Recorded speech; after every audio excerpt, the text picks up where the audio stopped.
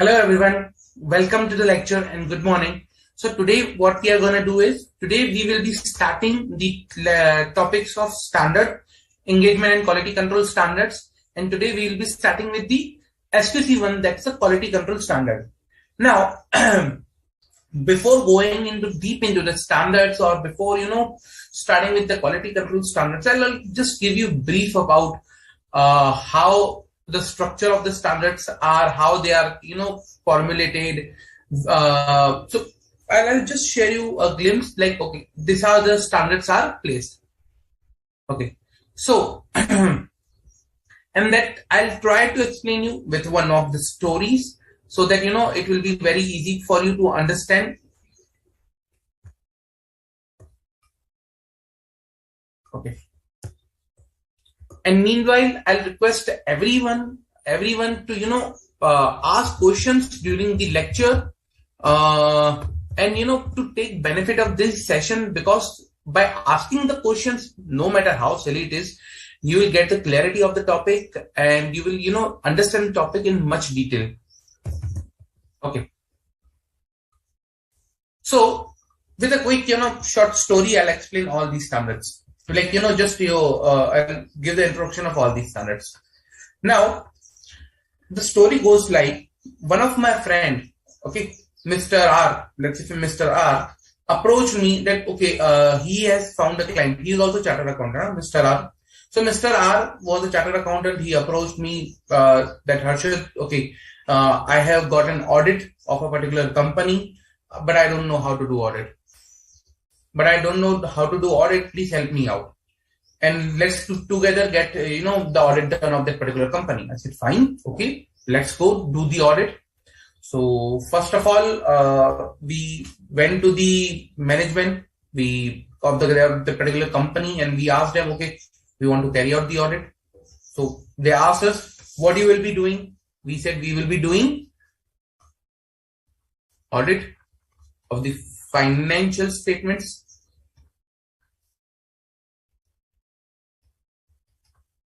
That's fine. Okay, no issues. You do the audit of financial statement. Okay. Then they asked us, what you will do after the audit of financial statement. Let's say these are the financial statement. You audit this. Then what you will do? Like after the audit, what is the purpose of your doing audit? Like that person was asking us so many questions. So I said, okay, the purpose is to provide you an opinion. Okay. We will conduct the audit of financial statement to provide an opinion. Okay. He said, fine. And then he asked us, opinion, which opinion? What opinion you will give to us? Like we do, like, are you going to give any suggestions to the financial statement? Are you going to, talk about, in your opinion, that how good we are or how bad we are? So we said, no. We'll provide you an opinion, but that opinion will be that that the financial statements are free from material misstatement, or you can say that they depict the true and fair view. So we'll issue an opinion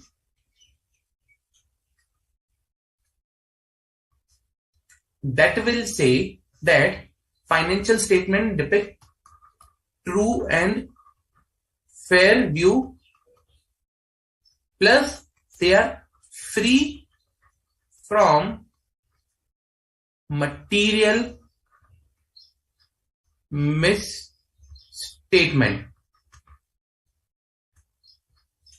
We said, okay, fine. He said, okay, fine. You issue this opinion. I'm good. And you start the audit. We said, okay.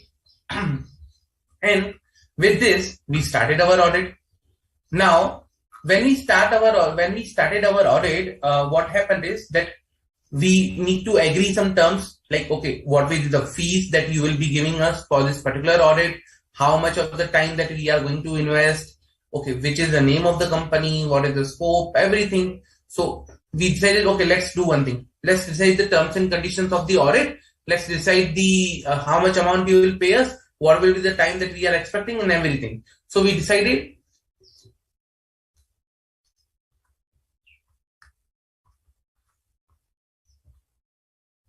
I'll write it over here.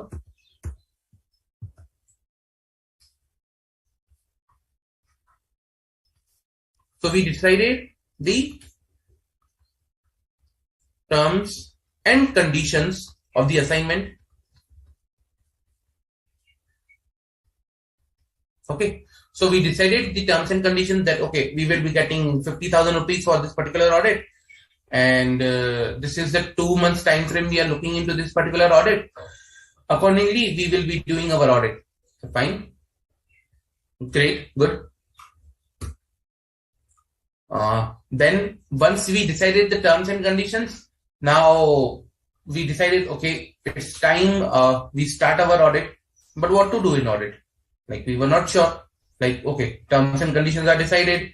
We decided, okay, we will do the audit of the financial statement to provide an opinion about true and fair view and, free from material misstatement.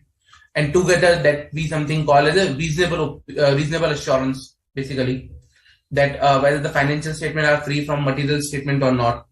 So this is known as a reasonable assurance.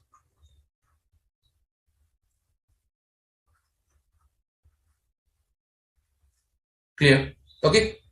Now we decided now what to do. We decided, we agreed the terms. What is the next step? We said, let's plan something. We'll plan together and we'll see where we are reaching. So let's start planning something. So before any engagement we do planning, let's start planning. I said, okay, fine. Let's start planning. We started planning the audit. Okay. During the planning, we thought, okay, what to do. So we were seeing the details of the entity on the internet. We were seeing the financial statement of last year's, annual statement of last year's. So looking at some data about the entity. Okay, we were looking some data about the entity to understand the entity.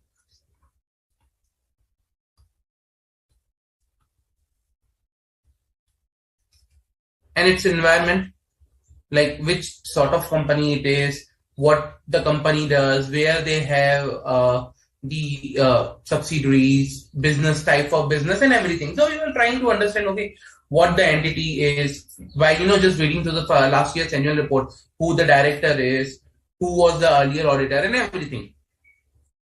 Okay.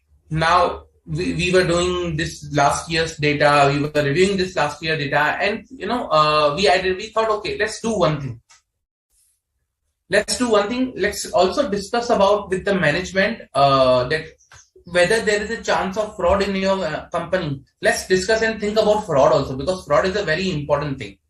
Okay, fine. So nowadays it was very big issue in the company. So we decided to think about fraud. And again, when we were thinking about fraud, then we thought, okay, we are auditors. What is our responsibility with respect to fraud? What we should do with fraud? So we did, let's think about auditor's responsibility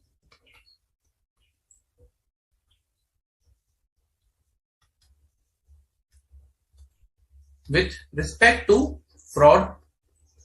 We also thought, okay, let's communicate with the management that this is not our responsibility, that we will detect the fraud. So we decided to communicate with the management.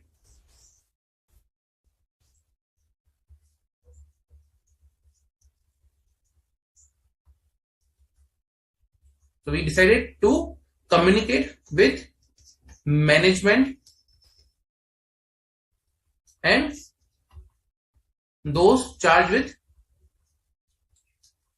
governance that, okay, this is not our responsibility. What is our responsibility? That we will do the audit, and during the tenure we will communicate accordingly. We will not talk about anything with respect to fraud unless and until we will identify something and we will let you know. But again, so we thought, okay, let's let them know that what is our responsibility with respect to the fraud in detail, and we'll communicate that to the management, and we communicated that to the management. Okay. Now we were reading in the last year's annual report and everything. So we thought, okay, now this is a company. Let's say, for example, the company that we were auditing was ABC Limited. It was a hotel, group of hotels to be precise. Okay. Now, if this is a group of hotels, are they subject to any of the tax additional than income tax? So we were looking into the data. We were looking last year financial. We thought that okay, some of the additional taxes and additional laws are applicable because they are required to take the government ID when the person comes into checking in the hotel. They are do such of documentation. So we thought okay, we have some additional laws and regulations are applicable to this company. We need to take care of that particular laws and regulations also.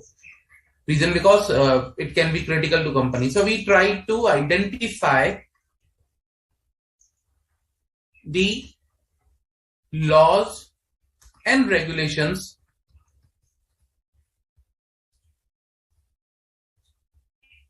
applicable to entity. That is fine. Okay, good. Then we were doing our audit, we were planning our audit, everything. Now, when we were planning, we identified certain things in the annual report. Like, okay, they have invested this much amount in one of the company this year. They have bought these many fixed assets or this division. So we were, while reading the annual report, we were doing all that stuff, reading all this stuff. We were simultaneously thinking, okay, they have invested in this division. Let's do something. Let's go and check whether actually they have invested or not. Okay, whether they have, like they have invested in subsidiary. Let's check the share certificate and the transaction between the subsidiary. Or also we were, thinking while reading the annual report, we were thinking, okay, this is a thing. Let's do this thing for this. So what we were doing is we were, along with reading the annual reports and everything, we were preparing like okay, what to do next for the things that we were identifying from annual report. So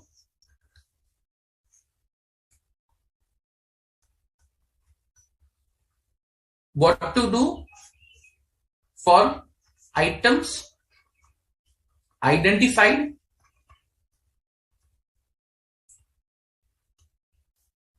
from entities understanding.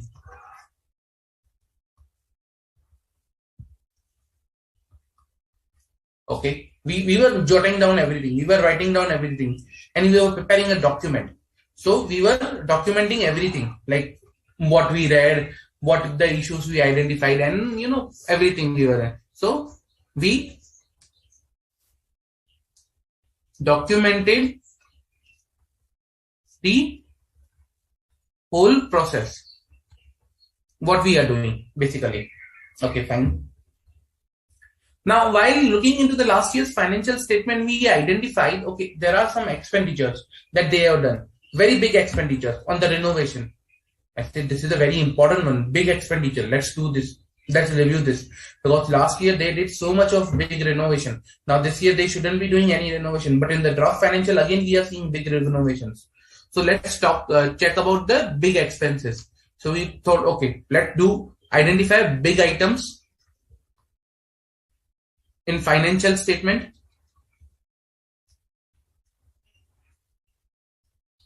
and check them.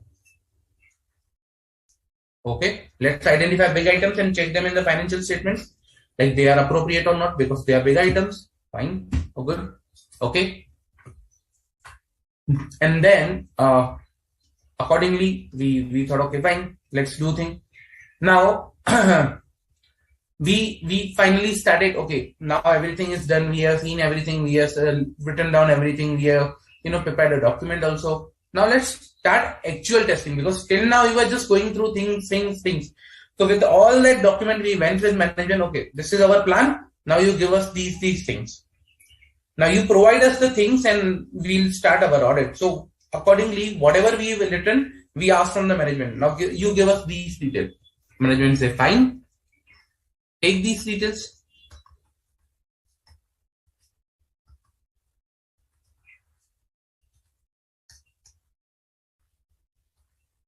So they gave us the details of the transaction. Go and check it. I said, fine.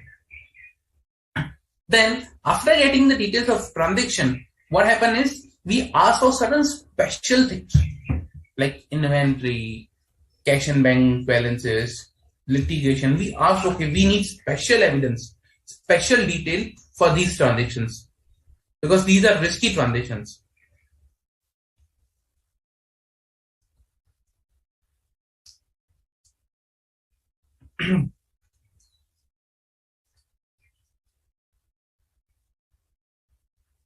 And they provided us. Now, they provided a list of data. We were seeing what to do with the list of data. So many data. How to confirm them? So most of the data, are there in the books. They are the corporate. They haven't paid any amount since the close of financial year. It's been already 3 months. Now the company is saying, okay, the data that take too much of time here. They take half year to pay the money. It's although everywhere, but they take half year to pay the money. Now what to do? So, now what we thought is, okay, let's do one thing. Let's go and ask the data itself. Okay, let's ask the data itself. What is the you owe to this particular company? So we went and asked and inquired with data that, okay, how much amount you owe to this particular company or this company owes to you, whatever the scenario is for the debtor or creditor. Okay. Also, now we were having the last year's financial statement. Now we said, okay, fine. Now one of the data said me, I don't owe any amount to this particular company, or I am not required to pay any amount to this particular company. I said, but this is showing since last year that you are supposed to pay rupees 50,000 to this company. He said, I cleared everything in the last year. I said, if you cleared everything in the last year, then your ledger shows opening balance of 50,000. You are required to pay 50,000 because the book shows that. He said, no, I am not required to pay. So we thought, let's check on the last year financial statement. And in last year financial statement, his name was not there. But in ledger, the opening balance was showing 50,000. We thought there is something issue. Let's check the opening balances. Reason because he is saying he is not required to pay. Last year financial statements are showing they are not required to pay. Then why this ledger is showing that he is required to pay? So let's check the opening balances. Okay, with respect to the financial statement of last year. So that any issue that should be there can be removed. Okay. Then after doing this, we went to the financial statement, draft financial statement. Let's do some analysis. It's a time of data analytics. The world is adopting technology, IT things. Let's do some data analytics. Let's do some trend analysis, ratio analysis. Let's see what was the last year's net profit ratio. What is the current year's net profit ratio? So we did some ratio analysis.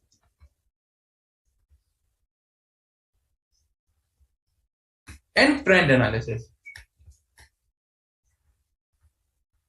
Okay. Now, after doing all this, we identified with respect to the data that last year the data was so many, but this year the data are very less.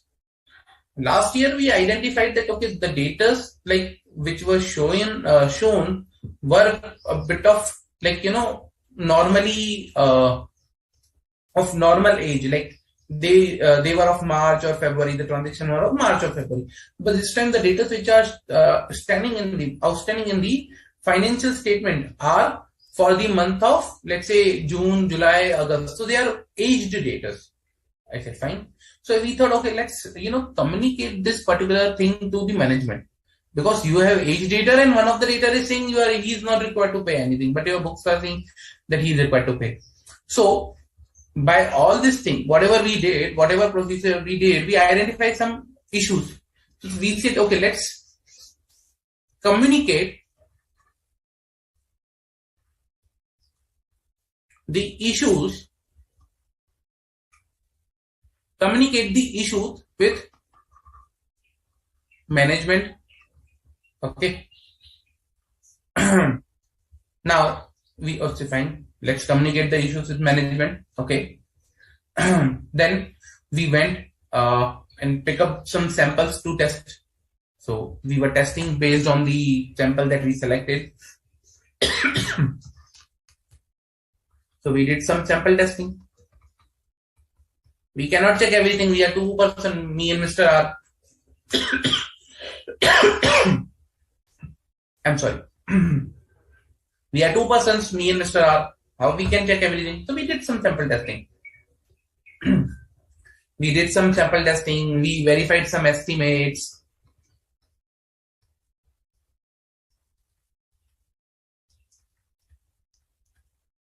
Some valuations. Okay.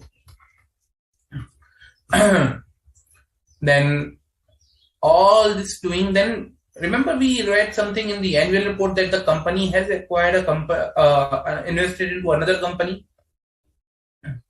We were seeing that, okay, the company was doing transactions with that. ABC Limited was doing transactions, DEF Limited, that they acquired last year.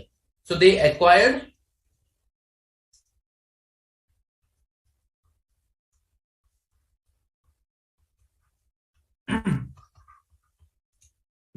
DEF Limited in last year. So they were also having transactions before acquisition. So we thought, okay, let's check this time also whether they have any such transactions with the companies that they are going to acquire in future.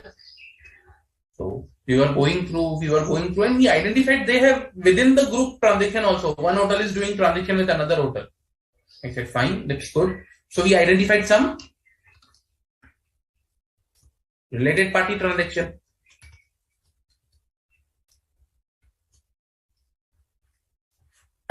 We identified some related party transactions. I said, okay, that's good.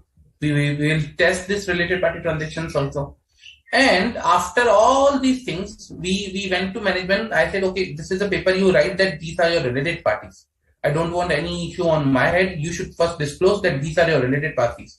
Because I don't know who are your related parties, where you are going to invest. I just want to confirm from you also. So management provided me a representation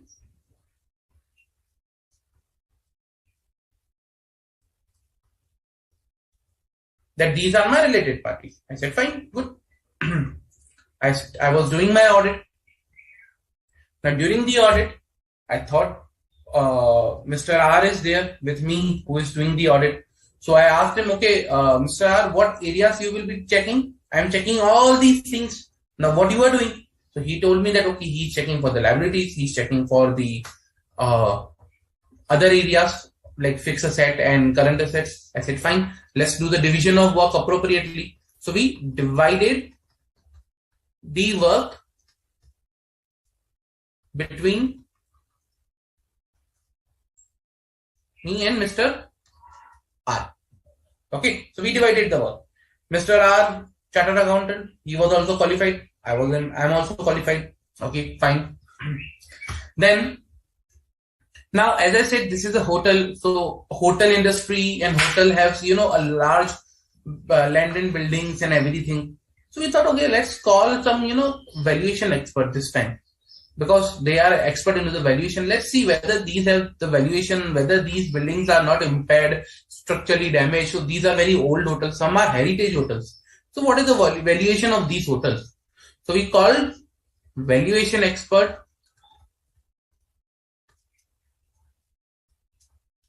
for some heritage hotels and heritage items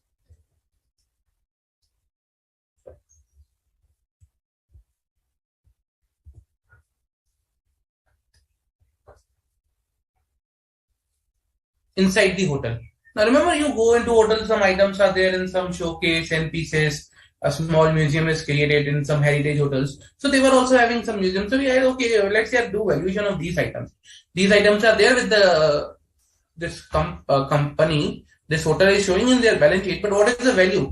Now this appears to be an old item. Whether it has a value, it's a genuine, it's a fake. What is the thing? So we hired a valuation expert, do the valuation of these old items. Like a sword was there, a gun was there, old. Let's see what is the valuation of these items. He said, fine, okay. Now, after doing all this, we identified some issues earlier with respect to data that we communicated with the management. So these things that we communicated to the management, okay, we thought now, okay, it's time to, combine all those things. So we combined all the issues and prepare a consolidated list.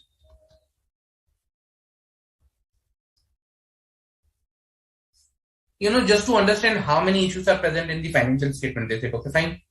So we prepared a consolidated list. Now, in the consolidated list, issues were a lot issues were there initially.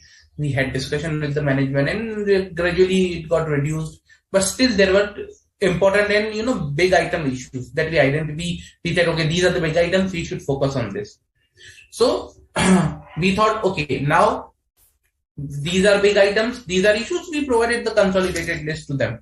So management asked us, like, the ABC Limited Hotel was saying that you will provide only this consolidated list, nothing else.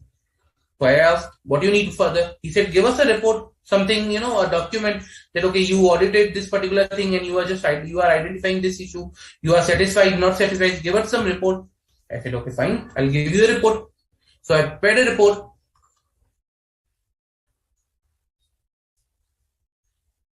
Okay, I prepared a report and I provided, okay, this is not good. I am not satisfied with the books of account you are maintaining. So I'm not satisfied. He said, fine, okay. And so this was the final, I provided him the report and that's it. We went. So this is the whole audit process we did. Now, if I correlate, now this was the whole story. Now, if I correlate with each and every standard, see,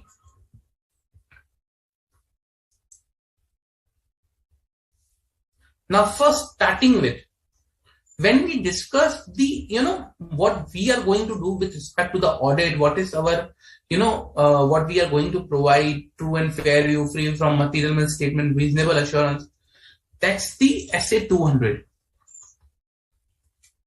Overall objective of the independent auditor and the conduct of an audit in accordance with this standard. That's we are going to do. That's an objective of an audit. When we agreed the terms and conditions, we were talking about SA 210, that is agreeing the terms of engagement. When we started the planning the audit, we were talking about SA 300, that is planning the audit of financial statement. Okay. When I said I was, reading the previous year financial statements, annual report, when I was reading the company data, I was going on to their website, I was talking about SA 315. That is identifying and assessing the risk of materials misstatement through understanding the entity and its environment. Okay. And when I said, okay, what to do for items identified, like what sort of testing I need to do for the risk that I have identified, that is something SA 330.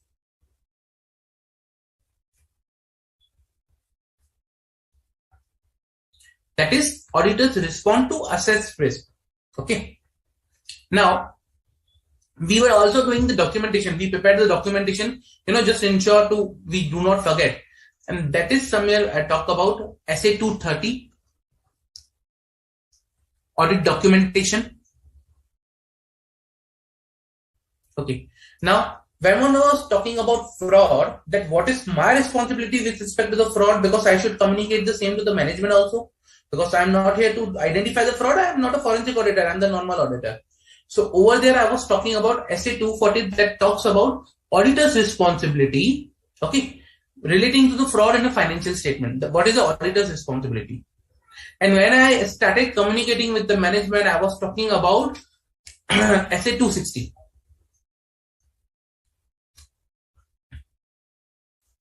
Okay. Then I talked about, what laws and regulations are applicable to that hotel.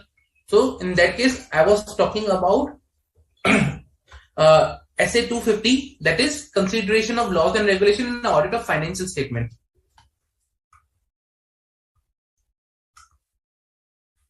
Okay. Then, when I was talking about big items in the financial statement, what I was talking about, I was talking about the concept of materiality over there. I was saying the items which are material, big items, I will be focusing them. Immaterial items that might be small, where there is no risk, I will be focusing later on. So at say 320, materiality in the planning and performing an audit. And then I was talking about take the details of transactions. Okay, what transactions they are doing, take the details. So I was talking about evidence that I will be collecting as a 500 audit evidence. And when I was talking about data, specific evidence, okay, specific details for specific transactions, I was talking about SA 501. When I went and inquired with the data, that was something, I was talking about external confirmation SA 505. Okay, and then when I was checking the opening balance, I was talking about SA 510, initial engagements and opening balances. I did some ratio analysis and trend analysis. That was my analytical procedure, SA 520. I performed some sample testing in the audit. That was again SA 530. I verified some estimates, valuations. I was looking for some, fair value accounting things, related disclosures. So I was talking about auditor's responsibility with respect to, auditing accounting estimates, including fair value accounting estimates and everything. Then I was talking about related party transaction. Who are the related party for the company? Which are the important related parties? So SA 550, what is the auditor's responsibility with respect to the related parties, their identification, their disclosure? Then I asked the management to provide a representation about the related parties. So at that point in time, I was talking about my SA 580. Okay. We divided the work between me and Mr. R. We were both chartered accountants. So I was talking about at that point in time, using the work of another auditor. Also plus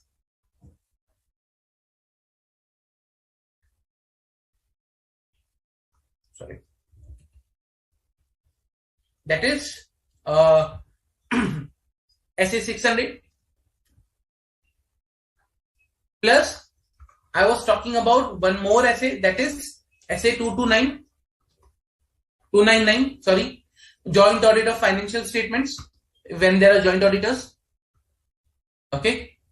Then I was talking about experts, that they were there to check the heritage items. Then I was talking about SA 620, using the work of an auditor's expert, that how can I use the work of an expert. We combined all the issues and prepared a consolidated list. That I was talking about SA 450. SA 450, that is evaluation of misstatement identified during the audit of entity. And I prepared a report. When I talk about report, okay, I was talking about SA 700, 701, 710, 720. Okay.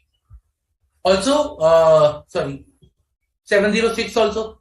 So 700, 701, 706, 710, 720. I was talking about all these standards. Okay. And then I was said, I'm not satisfied. Okay. I'm not satisfied with the books you are maintaining. So I was talking about SA 705, that is modification to the opinion.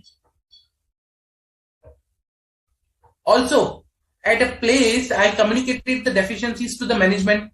Now, there is a SA 265, that communicating deficiencies in internal control to those charged in governance, those charges governance. So I'll be communicating in deficiencies and internal control as per this essay. So this is how the whole structure is about these standards. And while doing all this thing, while doing the all audits, what I'm required to do is I'm required to maintain some quality of my work. Okay, I'm required to maintain a quality of my work. So for all this audit, quality is necessary. and that quality standard is my SA220. Okay. So I'm required to maintain the quality, then the SA220 is a standard that ensures that, okay, the quality for the whole process is maintained or not. Clear? There are other standards also, like going concern SA570, subsequent events 560, then you can say using the work of internal auditor, then considering of service organization. So these are also very important standards, but yeah, I was not able to cover in the story, but yes, these are also standards which are there. So this was, just a glimpse about the standard in a story format, that when and which standard provide which things. Okay. Now, when I talk about a standard, that standard provides the guidance to the auditor that, okay, what you are required to do and for this particular environment or this particular topic. Let's say, for example, terms and conditions of the audit. So SA210 will guide the auditor, or it's guidance that is given in the SA210 that helps the auditor in determining and agreeing the terms and of an audit. Okay, so that's the basically role of a standard, to guide and to provide detailed guidance and direction to the auditor for that particular item or for that particular topic. Okay. Just one thing. So I have received a query with respect to the previous lecture. I will be taking that query once we will be near to break or even after immediately that break, but I'll definitely take the query. I have noted that. Okay. Now, as I said, these standards, okay. So essays are applicable to audit engagement. So when I say essay, that's in standards on auditing that are applicable to audits. But today I am going to talk about SQC. I'm going to talk about SQC1. What is SQC1? SQC1 is the quality control for firms that perform audit and review of historical financial information. Okay. Now, when I talk about SA220, and I'll also be discussing the difference versus SA220, but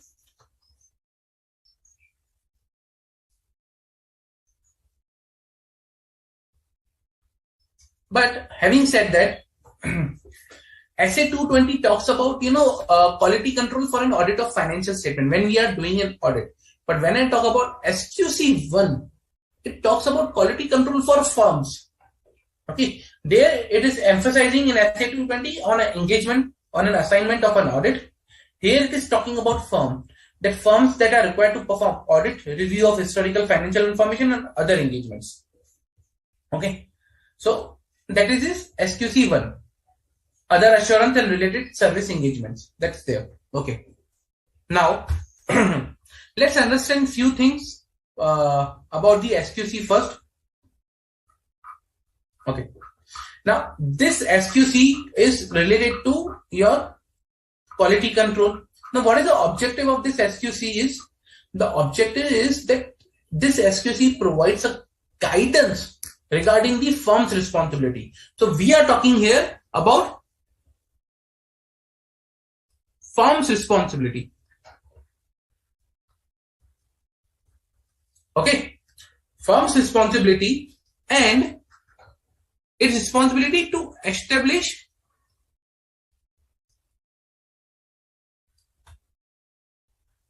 policies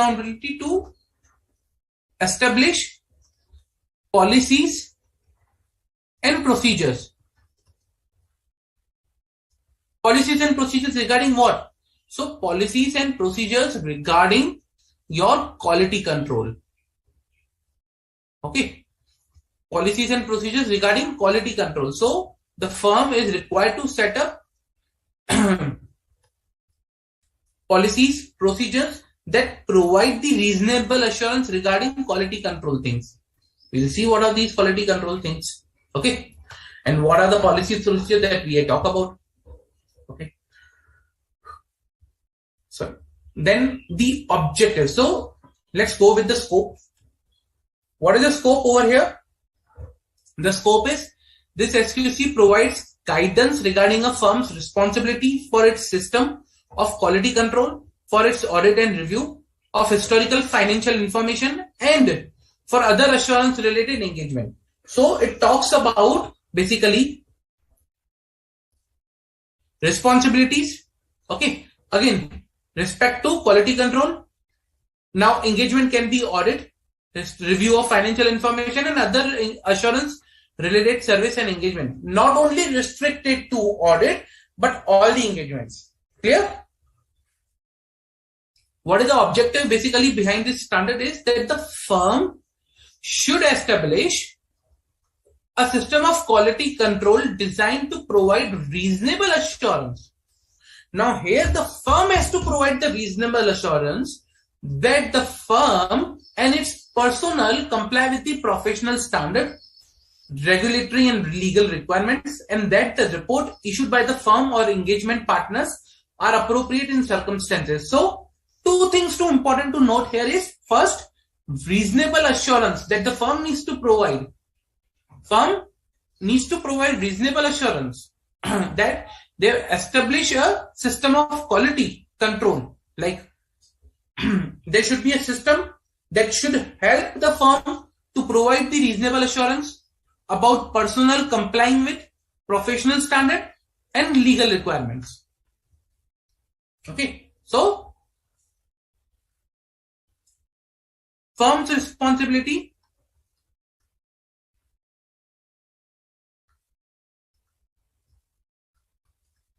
to establish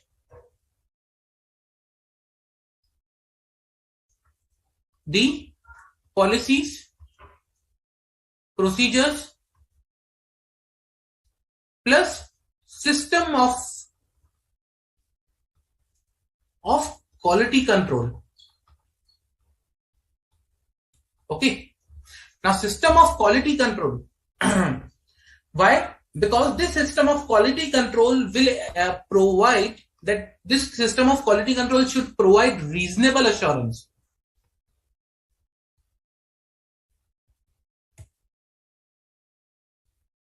This system of quality control should provide a reasonable assurance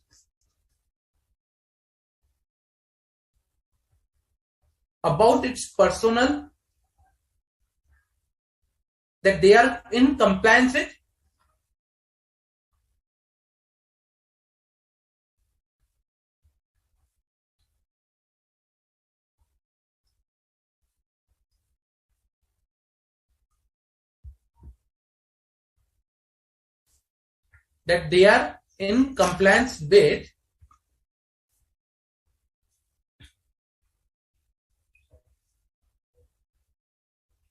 professional standards plus legal requirements.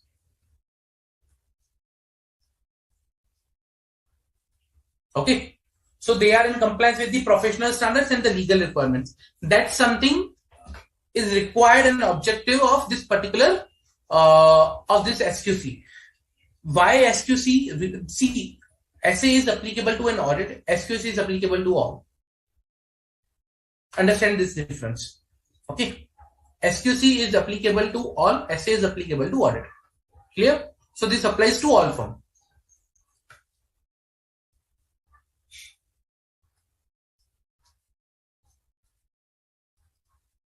All firms' responsibility. This applies to all firms. Okay. Now I'll be taking through the SQC, but before going to the SQC, okay, let's take one question so that in the way of questions we will be solving this SQC further. It will help us. Okay.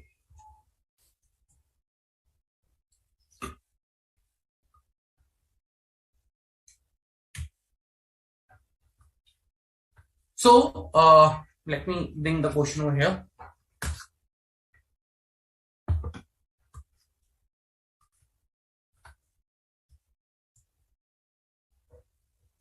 Now let's say this is the scenario as of now. Okay, ABC and Associate CA firm.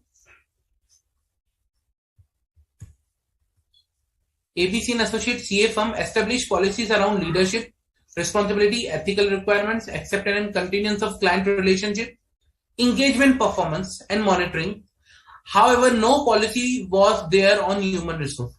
During peer review, it was identified that the firm is not having any policy around human resource. That's there. Now, peer reviewer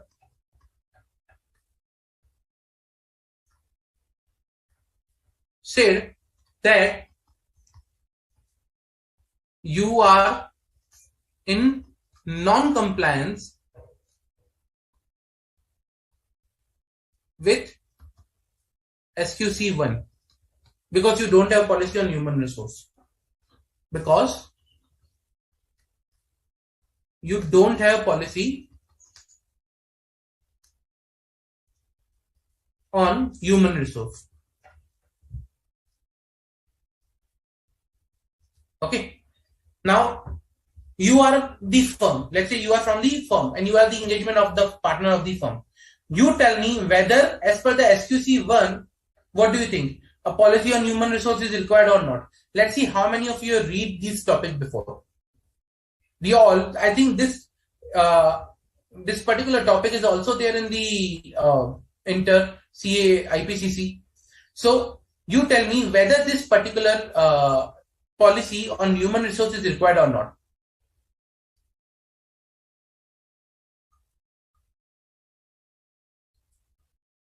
Come on, guys.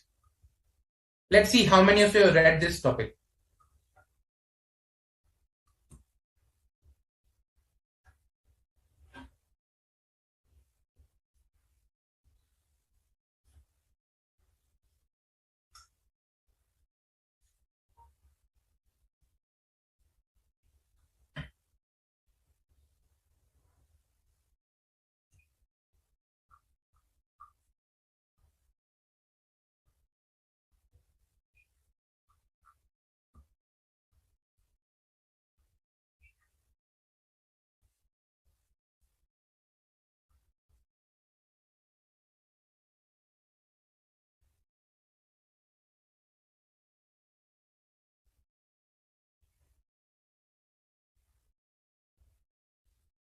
Come on, guys. Whether a policy on human resources is required as per SQC 1 or not. Come on. So, as per SQC 1, okay, the firm's system of quality control. The firm's system of quality control should have policy on leadership responsibilities that we saw. Okay, so the firm system should have, just a minute.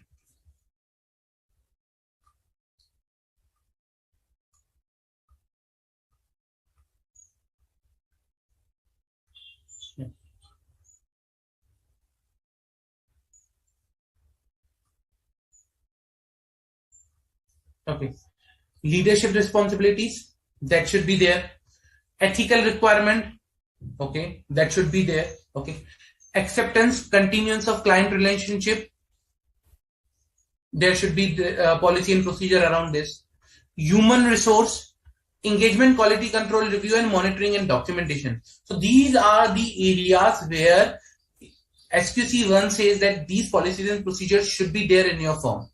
Okay, the quality control policies and procedures should be there for these particular areas. So to comply with, what they did is, they said fine, okay, we have the policies and procedure, we are required to have policy and procedure, let's prepare a policy. They prepared the policy on human resource. Okay,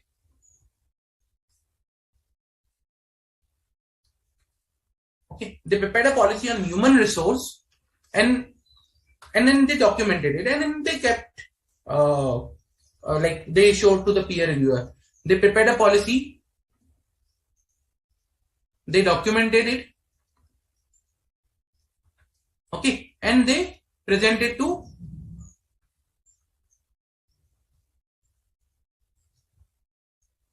peer reviewer. Now peer reviewer was still not satisfied. He said, still you are in non-compliance with SQC 1. Now you tell me why. Where the firm is lacking.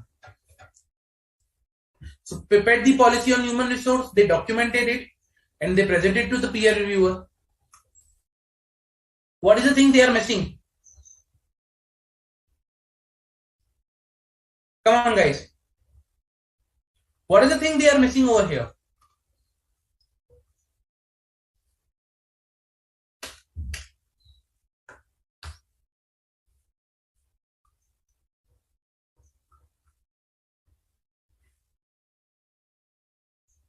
Which area they are missing? Like they prepared the document, they prepared the policy, still why they are not compliant? Because they covered all the areas. Let's say they have covered all the areas. They covered the ethical responsibility, ethical requirement, they covered the human resource, monitoring, engagement performance, client relationship, leadership responsibilities, monitoring, they covered everything. Now why they are still non-compliant?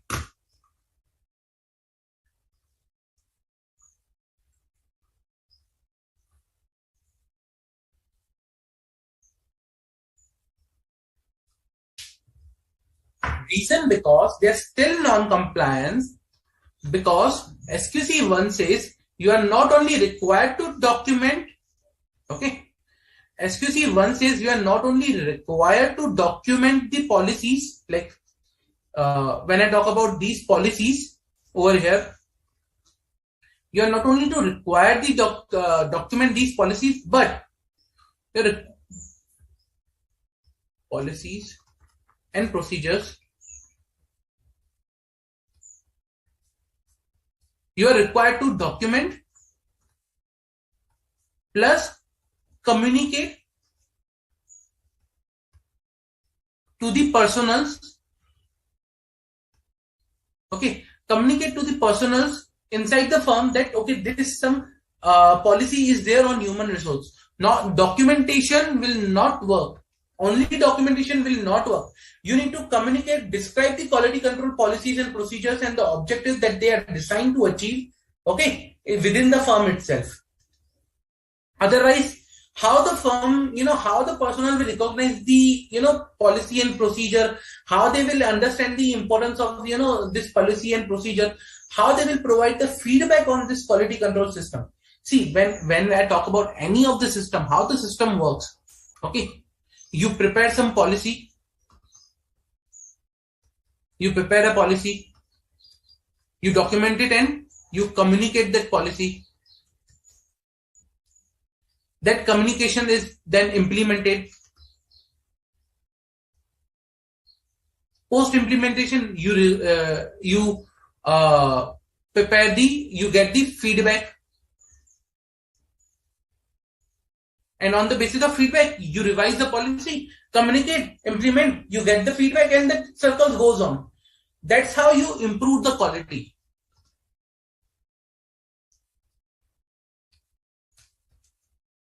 Of any policy, procedure, or system. Okay, this is how it works.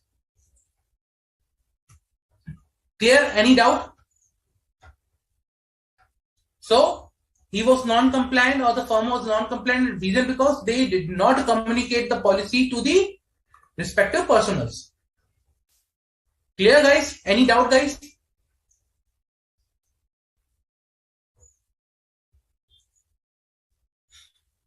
Okay.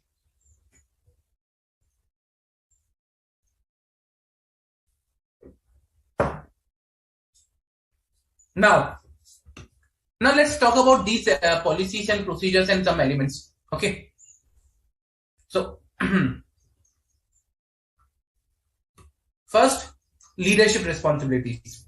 So some should establish policies and procedures to promote an internal culture,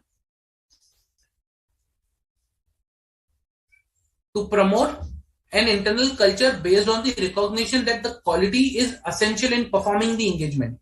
Now that should something come from the leadership, or they should ensure that the policy should be there, that policy should ensure that there should be a culture inside the firm which should support the quality enhancement of the engagements. Such policies and procedures should require, the firm CEO or the managing director to assume the ultimate responsibility. Means the ultimate responsibility of the firm's system of quality control lies with CFO and managing partner. Okay. Then, if I talk about that, like such CFO and managing partner should have appropriate experience. Okay, should have sufficient and appropriate experience, ability, and necessary authority to assume that responsibility. So he should be experienced to understand the responsibility here. He should have appropriate authority so that he can take this responsibility of firm's system of quality control. Okay. Then, okay. Now this was with respect to the leadership. Now their requirement with the leadership. So 3 requirements. One, with respect to the leadership is culture. I'll write it down over here.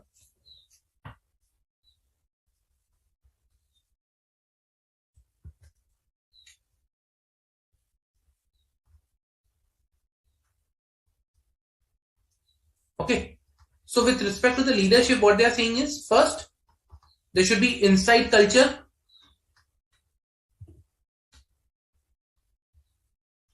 Within the firm that should promote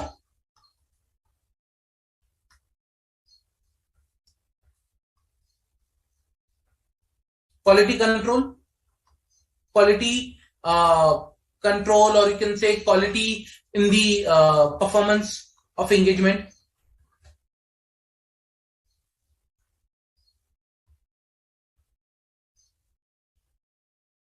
Okay.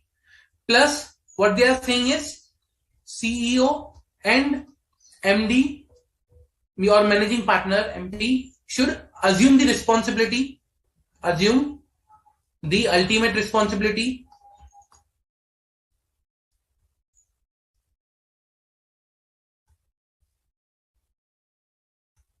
plus they should have sufficient and appropriate experience to take this responsibility. That's something, we are talking about the leadership over here. Okay. So that's the leadership thing, or the policy requirement for the leadership responsibility for quality in a firm or within the firm. Okay. Now second comes the ethical requirement. What are the ethical requirements the firm should have? Okay. Now with respect to the ethical requirements, the firm should establish policy and procedure to provide reasonable assurance. That's the objective. They should provide the policies and procedures should be established to provide the reasonable assurance. But now we are talking about the ethical requirement, that the firm and its personnel comply with the relevant ethical requirements.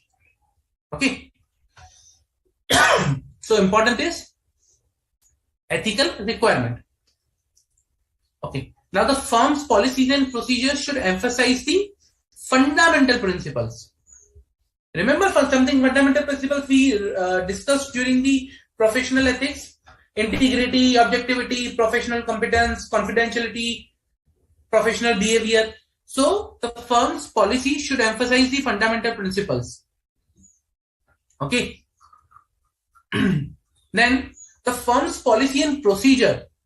Okay, the firm's policy and procedure should emphasize the fundamental principles and should ensure that the firm's leadership of the firm, okay, should be emphasizing on these fundamental principles.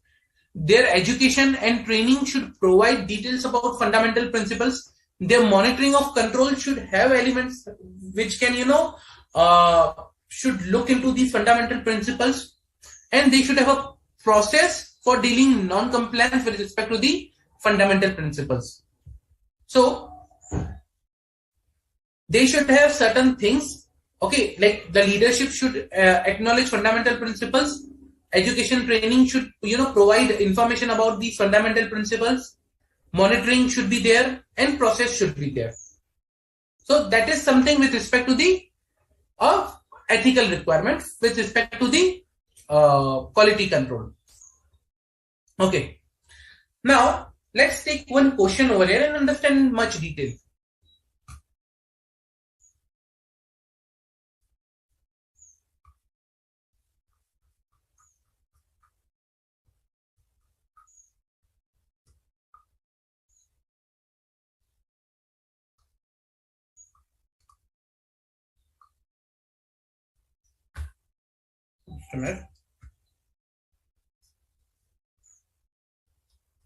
Okay. Now, let's say, for example, ABC and company, okay, having managing partner Mr. A, okay, having managing partner Mr. A, okay, was newly qualified chartered accountant.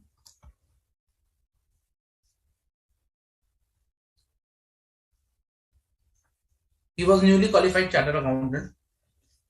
He was entrusted with ultimate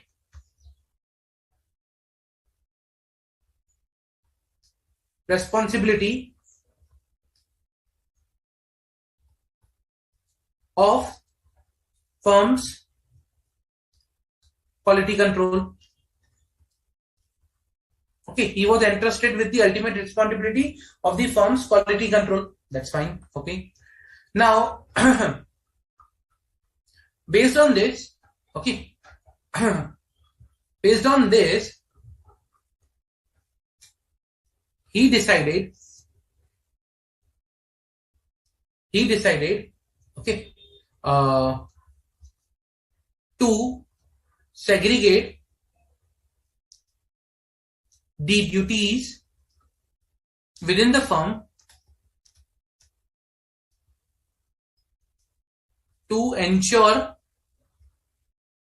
okay, to ensure that appropriate, to ensure independence, basically, to ensure the independence of tasks. Okay. Then, however,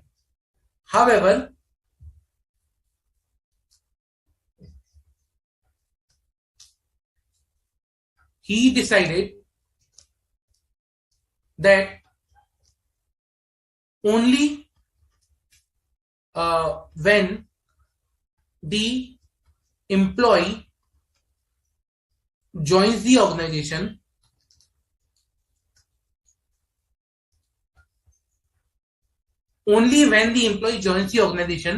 they should be provided training on quality control, or you can say quality, how to maintain, they should be provided training on how to maintain quality, okay, during engagements or in engagements. Okay. So he decided, okay, when the employee joins the organization, they should be provided training on how to maintain quality during engagements. Subsequent, he decided that there is no requirement of subsequent training.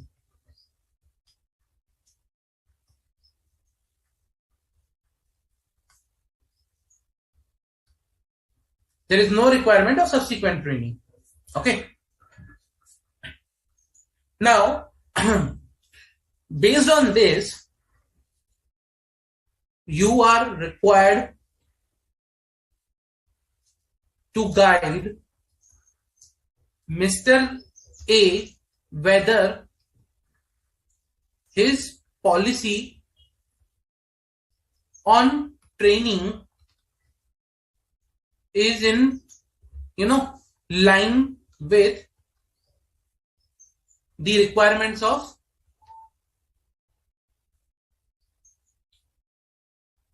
SQC 1. So you are required to guide Mr. A whether his policy on training is in line with the requirements of SQC 1 or not. Pretty much easy. Nothing difficult over here.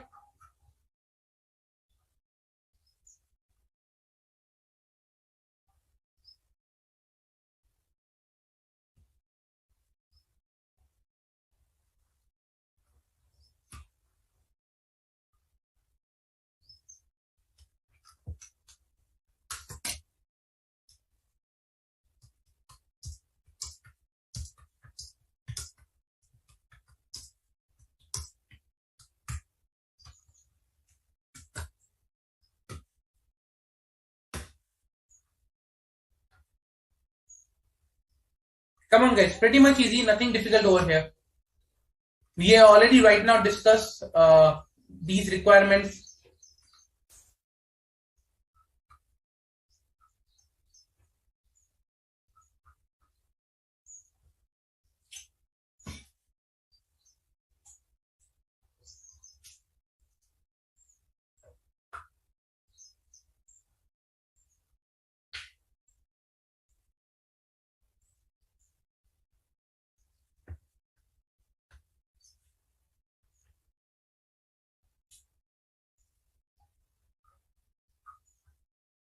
So when I talk about this particular, this particular topic or like training of employees on the quality, okay. Now what SQC 1 says? Now SQC 1 first of all talks about the ultimate responsibility of the managing partner, okay. And managing SQC also talks about that managing partner of the firm to whom this responsibility is entrusted should be enough, should have sufficient and appropriate experience and ability. Now he is a newly qualified chartered accountant, first of all. Over here, he is a newly qualified chartered accountant.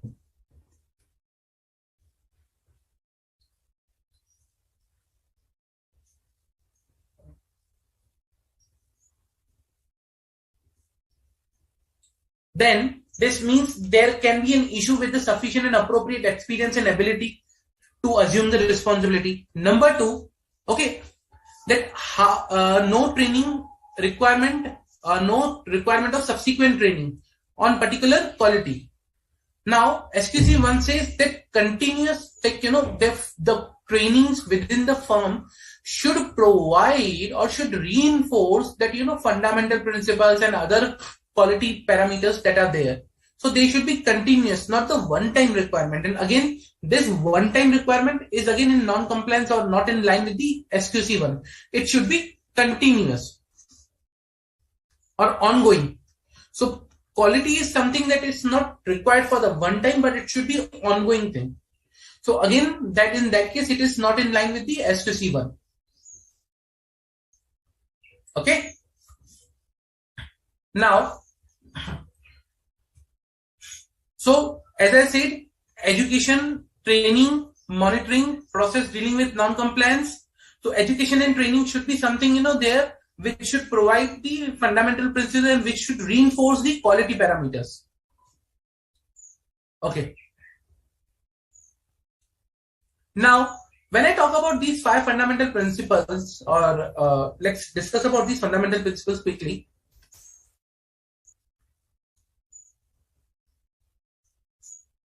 Okay.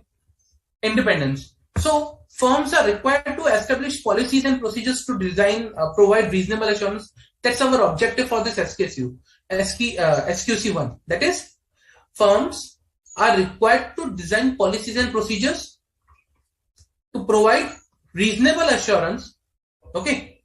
Now, reasonable assurance about, in case of independence, that the personnel, wherever applicable, okay, the personnel and other like people who are subject to independence requirement and others are in compliance with or are maintaining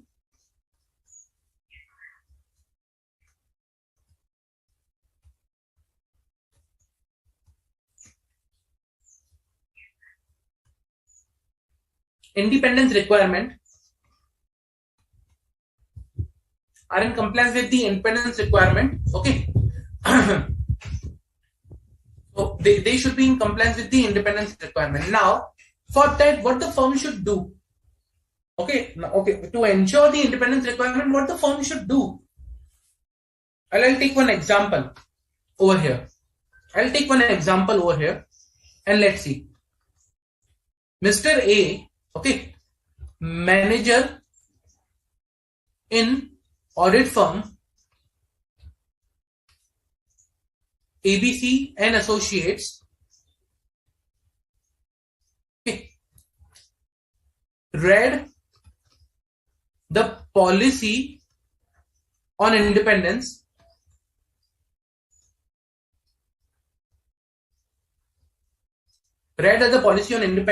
okay, and the policy said that he is required to maintain independence. So Mr. A maintained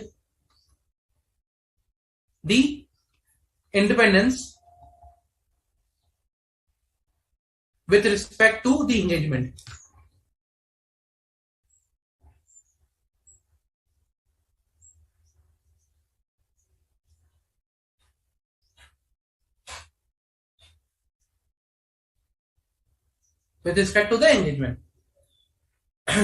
Now, so the policy said, okay, everyone is required to maintain the independence, and Mr. A maintained the independence with respect to the engagement. You tell me what is wrong in this.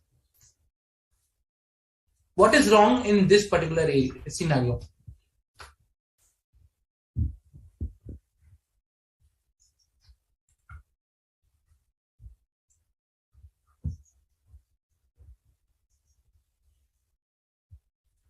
So, if I have to say, there are a lot many things which are not present in this particular policy.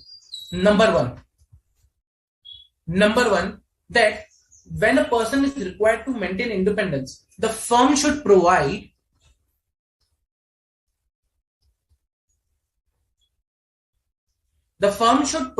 relevant information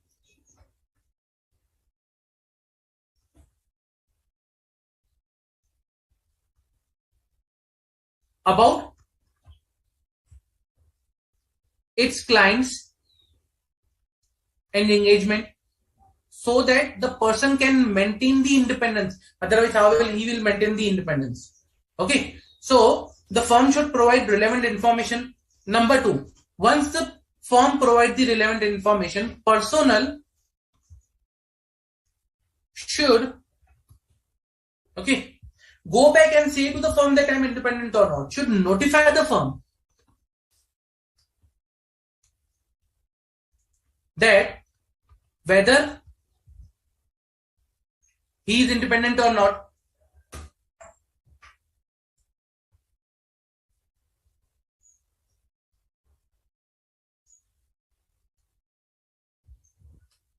Then, if he is not independent, if there is a threat, then what actions have been taken? So for threat, what actions have been taken? And the third area is, there should be someone in firm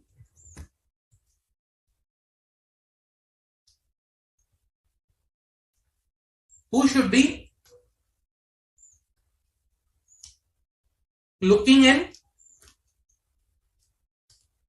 consolidating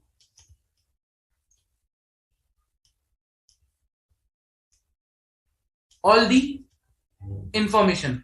Like, for example, today, if personnel is sending his details wherein he has wrongly filled up and wherein he has wrongly assessed, then there should be someone in the firm that should be accumulating and consolidating all the information, okay, so that he can determine whether everyone is satisfied with the independence requirement or not.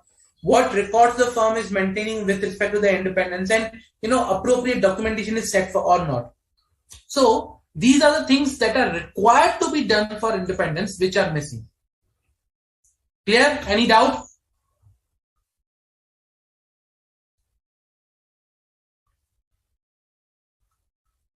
Are you guys understanding the topic, what the topic is? So basically I'm talking about SQC1. What are the requirements for the firm with respect to the quality system?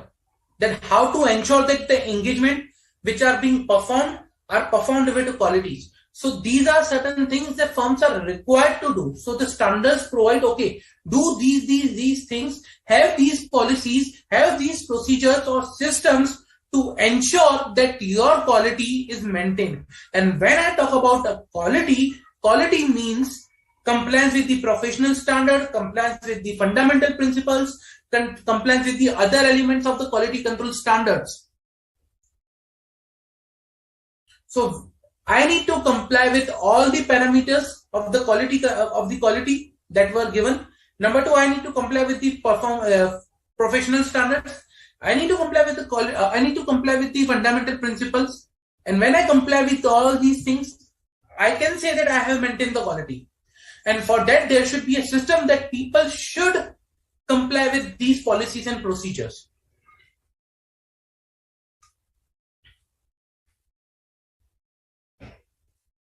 Clear, guys?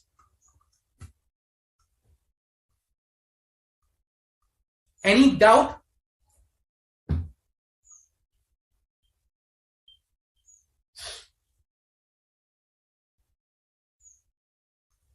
Okay. So that was regarding the independence that the firm is required to maintain. Okay. Now, one question. Let's see how many of you are aware or have read this topic basically.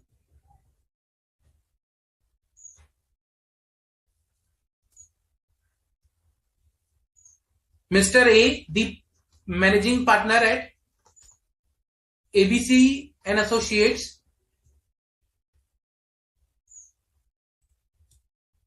decided to obtain the independence confirmation from all personnel in organization.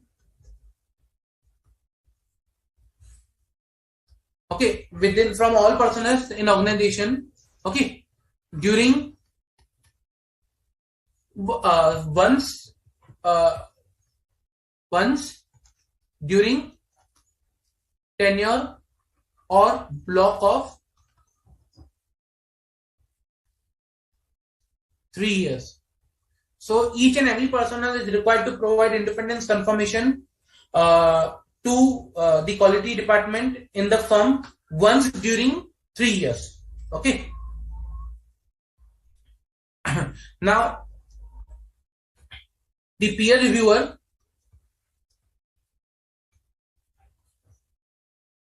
after analyzing the said policy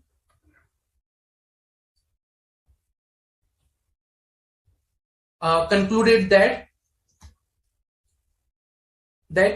this is not in compliance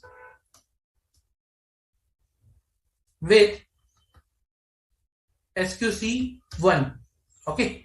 Now you guys need to provide what is the change that is required and what is not in compliance with the SQC 1. Pretty simple.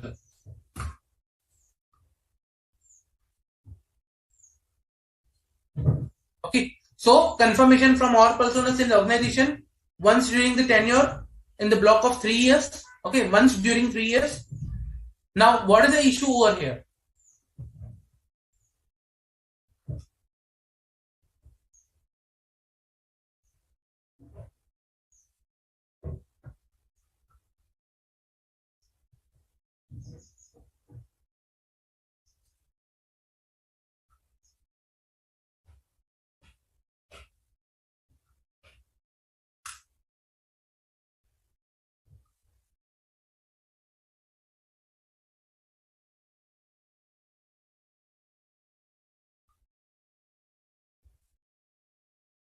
Come on, guys.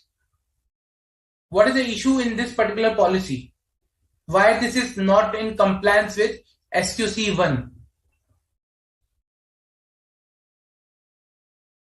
See, SQC 1 says that the confirmation should be obtained. Okay. The confirmation should be obtained at least annually. So here, once during 3 years is incorrect. It should be obtained at least annually. Okay. At least annually this confirmation should be obtained. That is the requirement of SQC 1. That at least annually the firm should obtain written confirmation of compliance with policies and procedures on independence from all personals required to be independent in terms of requirement of the code. Clear? That should be done at least annually. Any doubt, guys? Okay.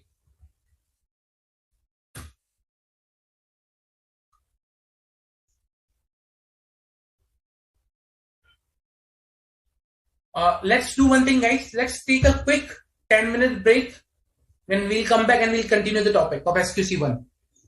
Okay? Let's take a quick 10-minute break, guys.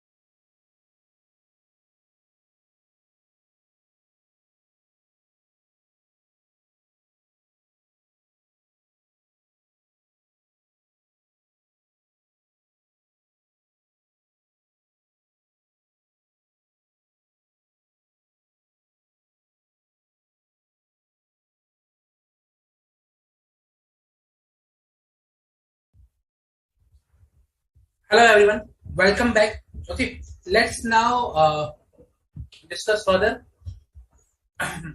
So we were talking about SQC one. For the query that I have received, Kavneet, I will be taking in a while.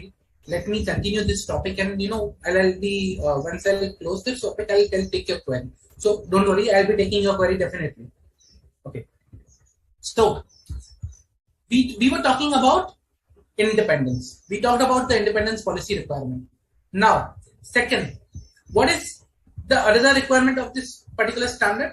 Acceptance continuance of client means I cannot accept any client by just okay, the client came in, I'll do your audit. The client came in, I'll do your assignment. No, there should be firms, policies, and procedures which should help or which should should provide background or which should which should provide guidance with respect to the acceptance and continuance of client relationship and specific engagement, so that it should provide reasonable assurance that while under that it will undertake or continue the relationship and engagement, and it should ensure that all the requirements and there is no threat to independence or there is no threat to any of the fundamental principles. Okay. Another thing, that it will ensure that the integrity has been considered. The client does not have any information that will lead to conclude that the clients lack integrity. Plus, we as a firm or our team is competent to perform the engagement or has the capability, time and resource to do so and can comply with the ethical requirements. So, three things with respect to the client continuance and acceptance.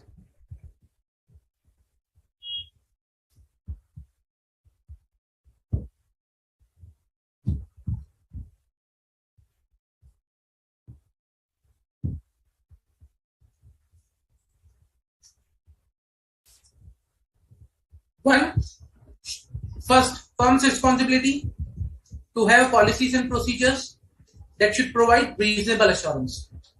That's the basic. Okay. Firm's responsibility to have policies and procedures to provide reasonable assurance. Now, reasonable assurance regarding that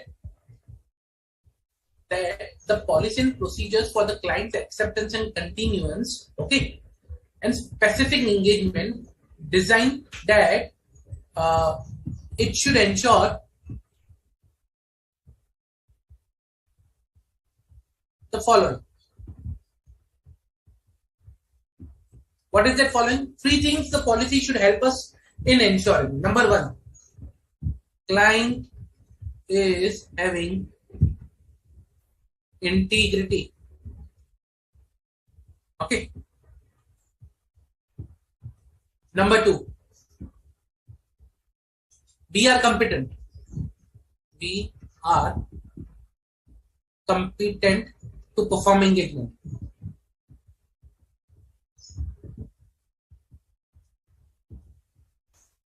Number three, we comply ethical requirement.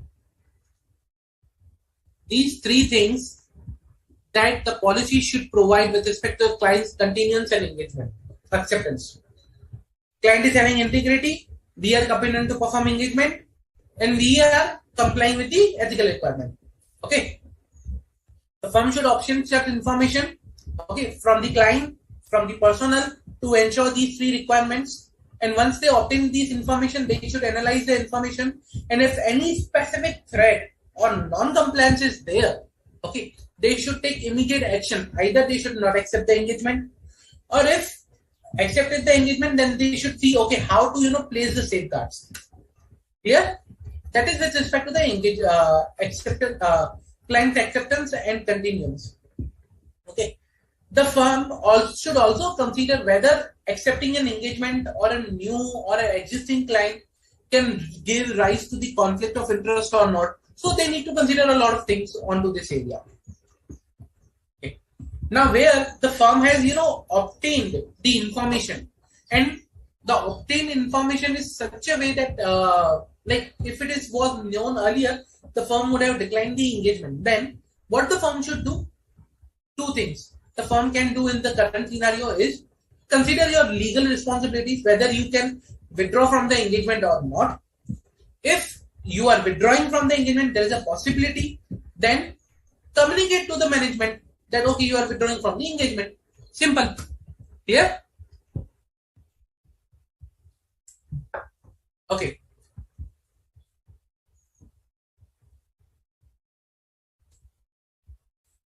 Then we'll talk about human resource. What are the firm's responsibility with respect to the human resources? Now, as per SQC 1, firms should establish policies and procedures designed to provide with reasonable assurance that sufficient personnel with capability, competency, commitment, ethical principles, okay, sufficient personnel with capabilities, competency and commitment to ethical principles are there, which are necessary to perform the engagement. Okay, which are necessary to perform the engagement in accordance with the professional standards and regulatory and legal requirements. Okay, that's something that human resource element talks about. Like the personnel that are being hired should have capabilities. They should be competent enough. Okay, let's say for example, I am going to perform forensic audit. And I have taken the resources or the personnel who do not have even any experience in the forensic audit. Then there can be a chance that okay, I need to train them, I need to provide them I need to enhance their capability and competency.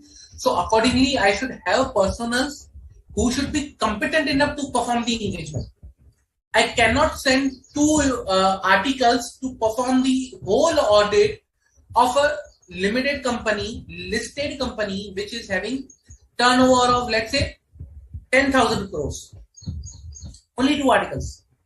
No, I should have sufficient personnel with the capability, competency, okay, commitment to ethical principles that they can perform the engagement with quality and they can comply with the professional standards, legal and regulatory standards and requirements. That's something we are talking about human resource thing. Okay. How we can develop the competency or the capability? The competency or capability can be developed by provide them the education, professional education, provide them the training through work experience, asking them to work with a more experienced staff, so more experienced staff will guide them. So like this way you can enhance their capability.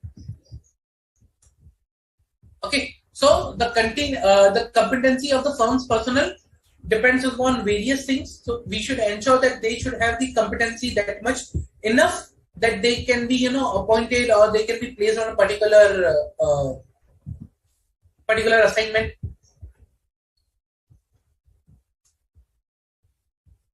Okay, then now the firm should also assign responsibility to the each engagement team and engagement partner. Okay, now these engagement team and engagement partners should be having such responsibility. I'll tell you. I'll write it over here.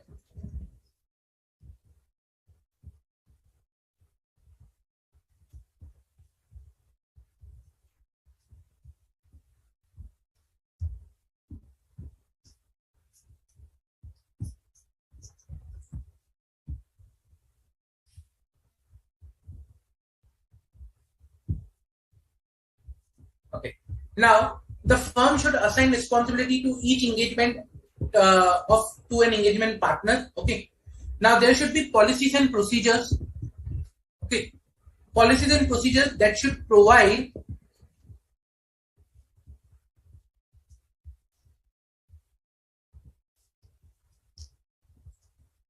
okay. That should provide okay. That should provide or that should require. That should provide or require that each engagement should have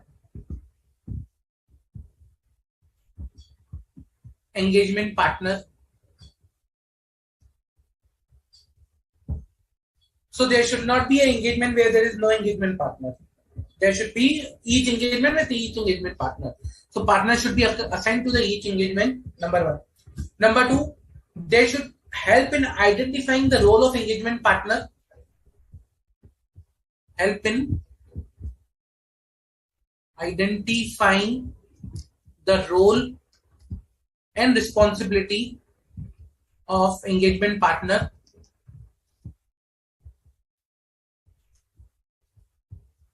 Plus, it should be communicated to the members, okay, of client, plus those charged in governance. So these responsibilities should be communicated to key members of management, plus those charged with governance. That what is the responsibility of the engagement partner, and who is the engagement partner? Have you seen like an engagement where we have started an engagement but we have not communicated who is the engagement partner to the client? Or think of a scenario like there is an engagement but client doesn't know who is the engagement partner. Client doesn't know what is the roles and responsibility of the engagement partner. How bad it will look upon the firm. So that's something that we should be there, that engagement partner should have, each engagement should have an engagement partner that should be communicated to the management and those charges governments. Okay. Their responsibility should be clearly defined, and the engagement partner should have appropriate capabilities and competency to handle that engagement. Okay, to perform the role basically. Now, for example, if I assign an engagement partner who is a newly appointed partner, who is a newly qualified chartered accountant, to an assignment which requires a lot of experience of the forensic audit, so that will not, set up the things, and that will not look appropriate, and that may create some issues when the engagement partner will provide or he will discharge his duties. So engagement partner should have appropriate competence, authority to perform the role, basically.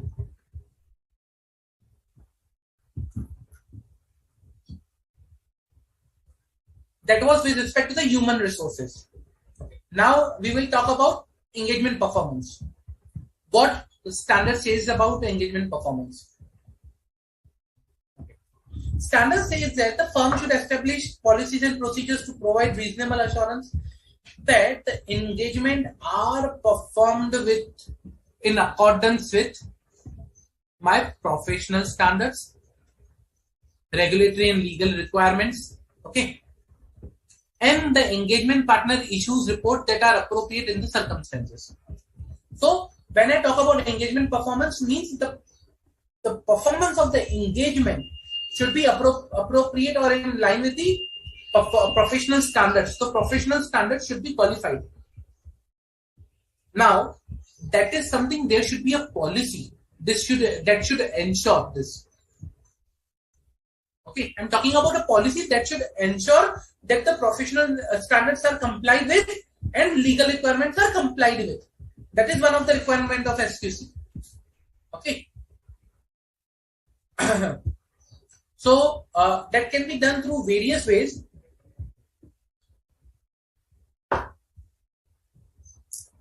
So I'll give you one example. In most of the firms, there are audit manuals or software or tools are available. Let's say, for example, I have seen a lot of firms where, in my past experience also, there are audit manuals within the firm, audit documentation, audit guidance, audit methodology, which is drafted based on the essays, a detailed guidance which ensures a compliance with the professional standards, regulatory and legal requirements, not only in the case of audit but in the case of advisory. So one of my previous organization or my experience, they were having a advisory guidance manual. Advisory guidance manual. Now, whenever a advisory assignment was there, they were supposed to comply with that manual, and that manual was prepared in accordance with the professional standards, the legal requirements. So everyone was, following that manual by discharging their responsibility during the advisory assignments. Same with the forensics. So there was a forensic methodology guide. So like these were the firms have their inside, manuals or guides or softwares or tools which provide them the guidance and which provide, sets the policy that compliance with the that help in compliance with the professional standards. Also, some trainings are there, some inside technical sessions are there which helps the organization or which helps the firm in complying with this particular criteria.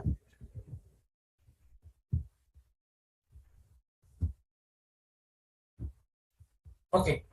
Now, when I say engagement performance, at times we take consultation. Consultation means external consultations. So in that case, how we can ensure this particular thing? Then how we can ensure that the consultations are also in accordance with the professional and regulatory standards? So when we are taking consultation, there should be first of all separate policy.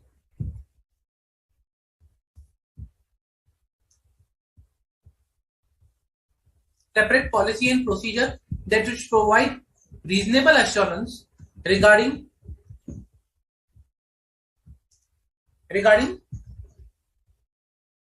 consultation. Okay. Now, what that policy and procedure should do? That policy and procedure should provide that for which matters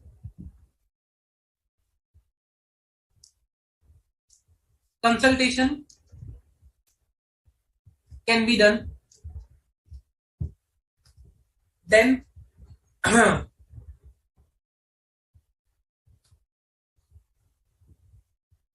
then whether what are the nature and scope of consultation.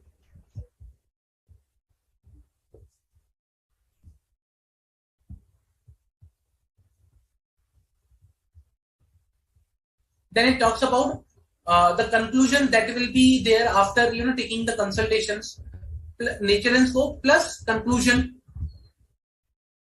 of consultation.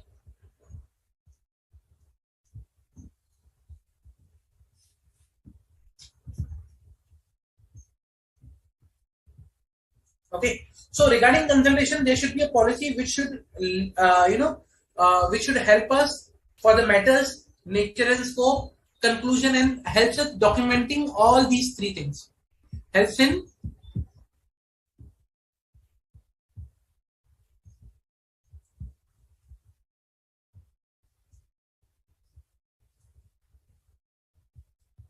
all these areas.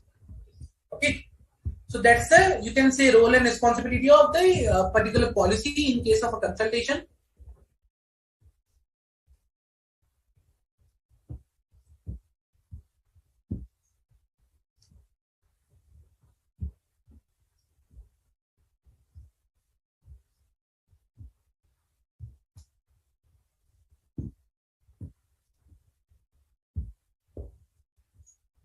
Okay.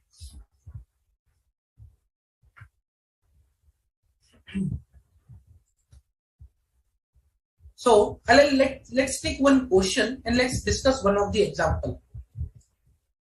Okay. Now, Mr. A,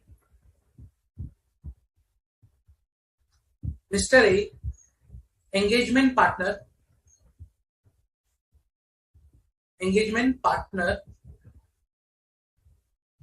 on an advisory engagement.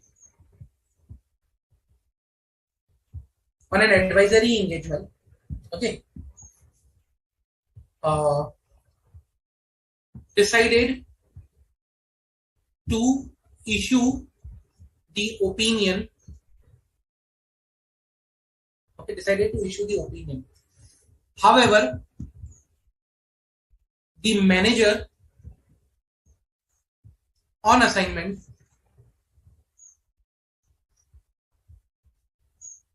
Mr. B was having different conclusion than the conclusion decided by Mr. A. Okay. Mr. A, engagement partner on the advisory assignment, decided to issue opinion.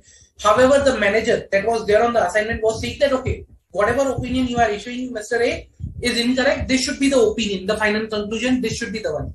So they were having dispute. There was a conflict. There was a difference of opinion.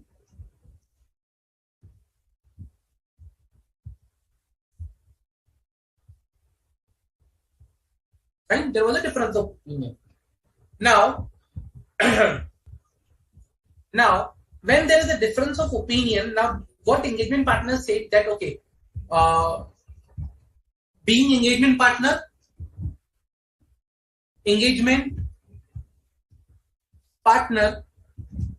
decided to ignore manager, that is Mr. B, and issued the opinion. Okay, and issued the opinion.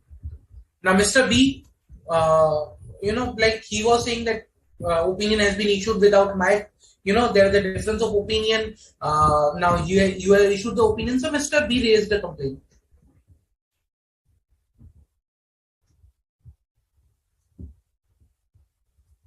Mr. B raised a complaint, but firm's internal policy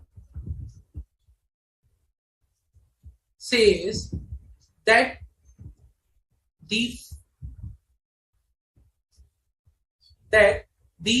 final authority will lie with engagement partner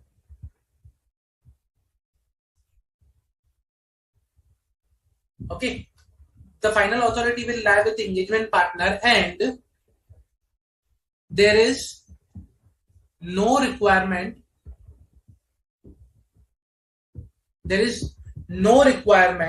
Okay, that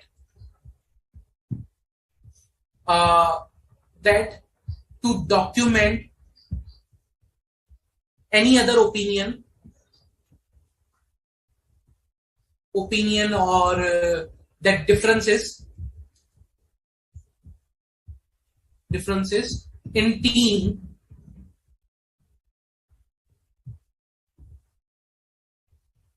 so there is no requirement to document any other opinion or differences in the team in work paper.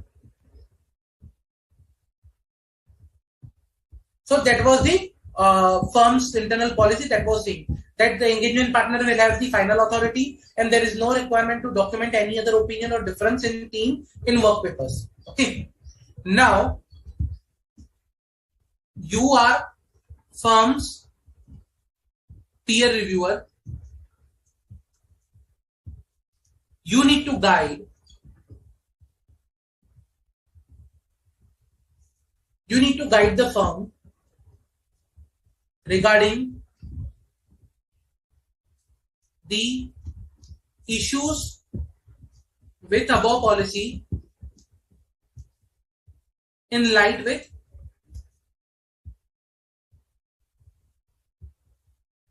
SQC 1. Okay, so you need to guide the firm with respect to the above policies in light with SQC 1. Now, two things understand in this particular question. Number one, first, there was a difference of opinion. Number two, there no requirement is there to document any other opinion or difference in the team. Final authority will lie with the engagement, that is the firm's internal policy. Okay, these are the key things. There was a difference of opinion. Now the firm's internal policy says that final authority will lie with the engagement partner, and there is no requirement that to document any other opinion or difference within the team on opinion in work paper.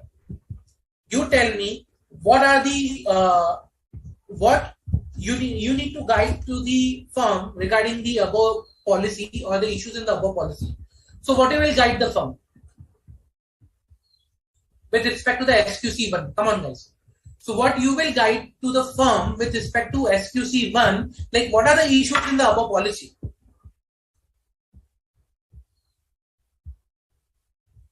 Come on. What are the issues in the above policy, guys?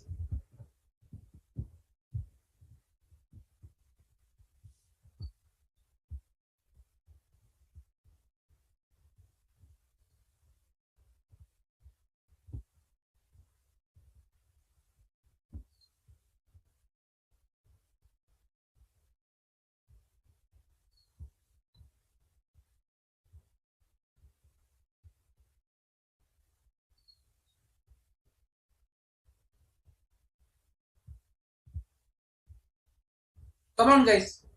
What are the issues in the above policy that you think that are required to be addressed, or you will address to the firm in line with SQC1?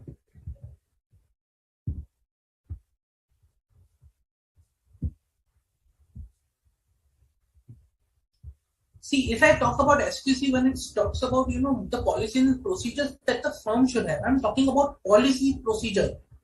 Policy and procedure should be there appropriately to provide the quality. Okay. Now, if you apply logical conclusion over here, if you apply logically the conclusion, okay, that should be the difference of opinion should be documented. So when I logically think that difference in opinion should be documented and should be resolved. Okay, should be documented and should be resolved, and then only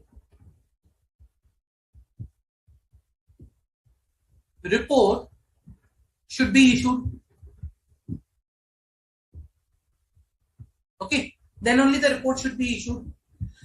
Now, this is the logical way, and that's the requirement of the SQC1, that your policy should provide for this, that the difference, your policy and procedure should include, the difference should be documented and should be resolved.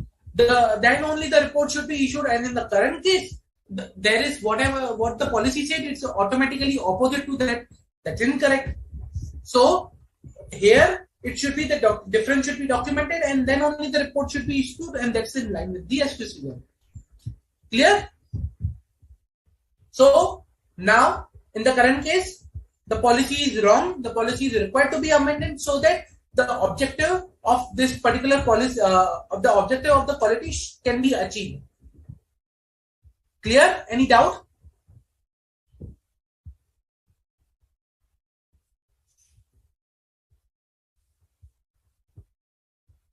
Okay.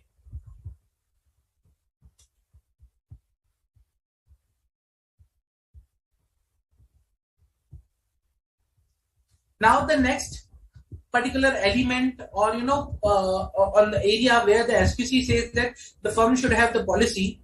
So the firm shall establish policies to provide reasonable assurance that there is an objective evaluation of the significant judgment made by the engagement team and the conclusion reached in formulating the report. Such policies and procedures should require an engagement quality control review of the audit of financial statement of listed entities,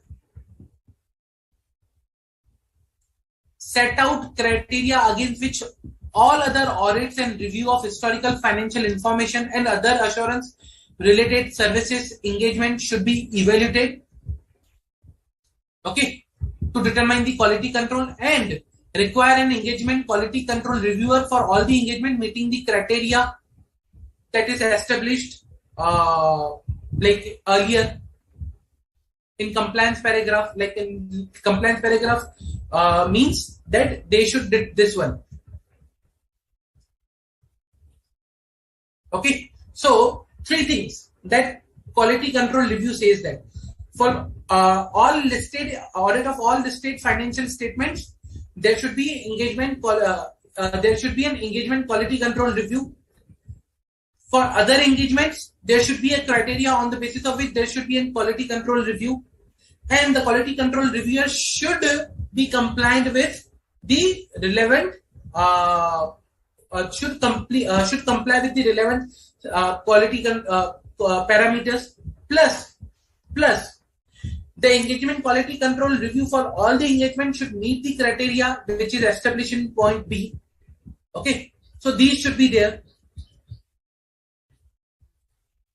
And the important point is the firm's policy and procedure should require the completion of engagement quality control review before the report is issued. So this everything should be before the report is issued.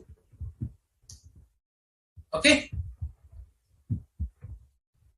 Now for that they should provide, okay, what should be the nature, timing and extent of the quality control review, criteria of eligibility of the assignment, documentation, requirements for the engagement quality control review. That should be there, everything in the policy.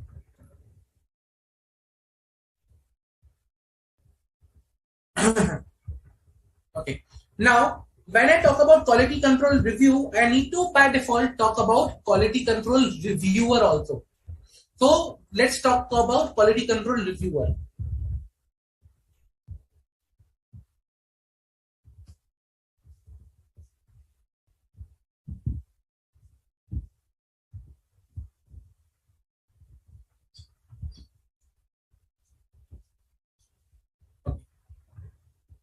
Now, when I talk about quality control reviewer, what is the requirement of SQC1? Okay. Now, when I say requirement of SQC1, SQC1 should provide SQC1 provides a guidance regarding the policies and procedures.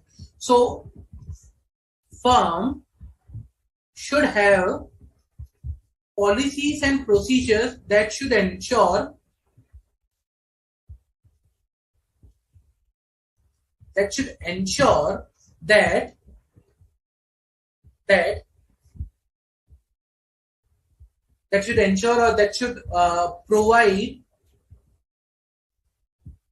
provide that the eligibility criteria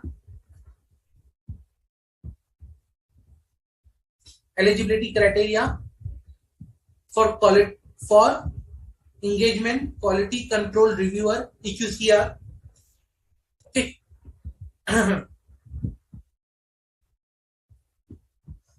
That will include, now when I say the eligibility criteria, that will include the technical qualifications required,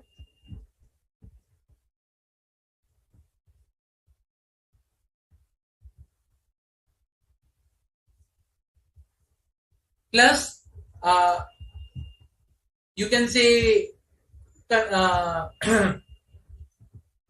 so you can say, the roles and responsibilities, or you can say the experience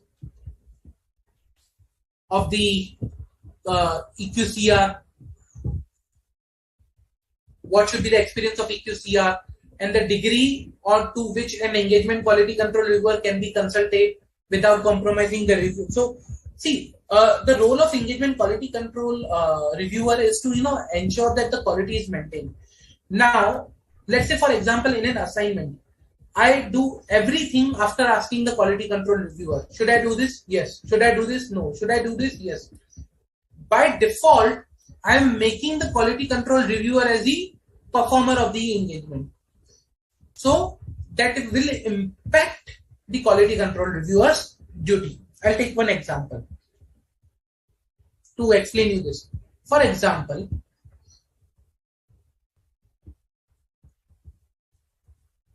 Mr. A, the engagement partner,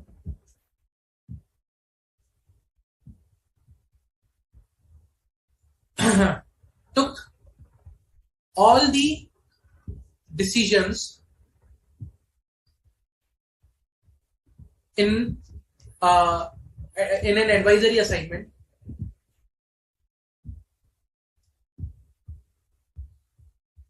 after consulting with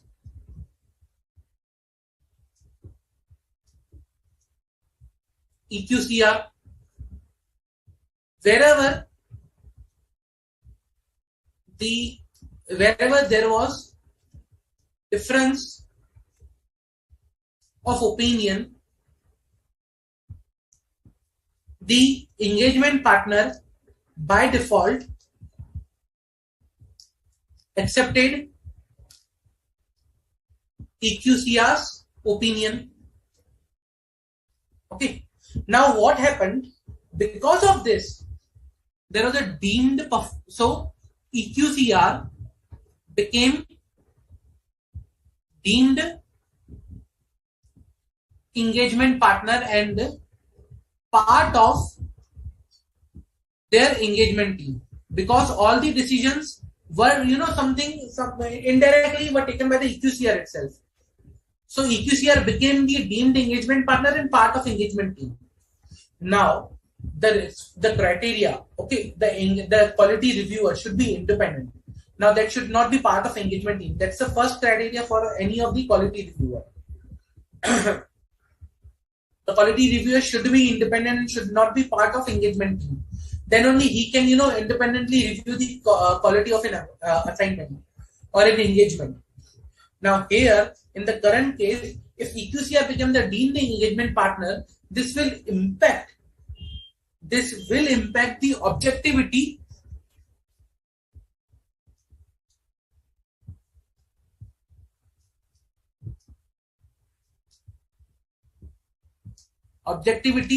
and independence of EQCR. Okay, this will impact the objectivity and independence of EQCR. He will not be able to perform the independent review or quality control review, and hence the policy should provide that how much consultation can be done with EQCR or engagement quality control reviewer. So how much consultation can be done with EQCR in a particular scenario or an engagement, that is also very critical to understand. Okay. Plus the policy should provide the documentation of the engagement quality control review. So there should be appropriate guidelines available, how to document, what to document, what are the areas that should be documented. Okay. So everything should be there. And the next area, that is monitoring and documentation. Okay.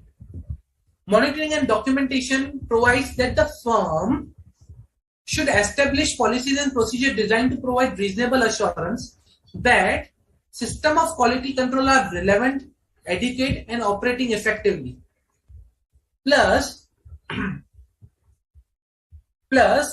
there should be policies and procedures that should provide reasonable assurance that after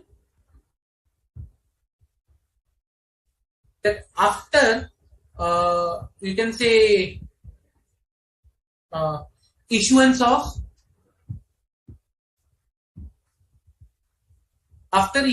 report,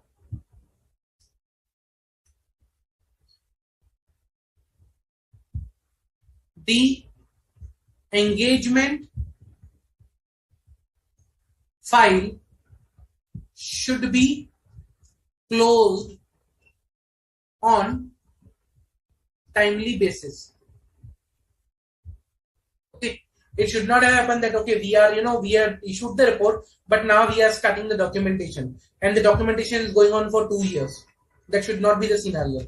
There should be appropriate policies and procedures that ensure okay, within 30 days after the issue of report, we need to close the engagement file. Otherwise, by this way, you will not be able to close the engagement file at any time.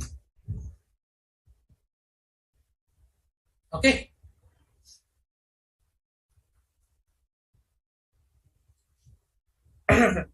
Now, that policy says that the firm should retain the engagement also, retain the engagement files. Retention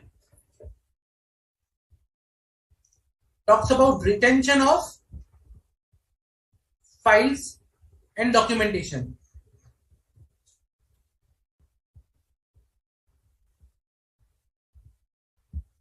So the policy should provide the guidance on, or the policy should provide something on the retention of files and documentation also. That is, in compliance with the laws and regulations.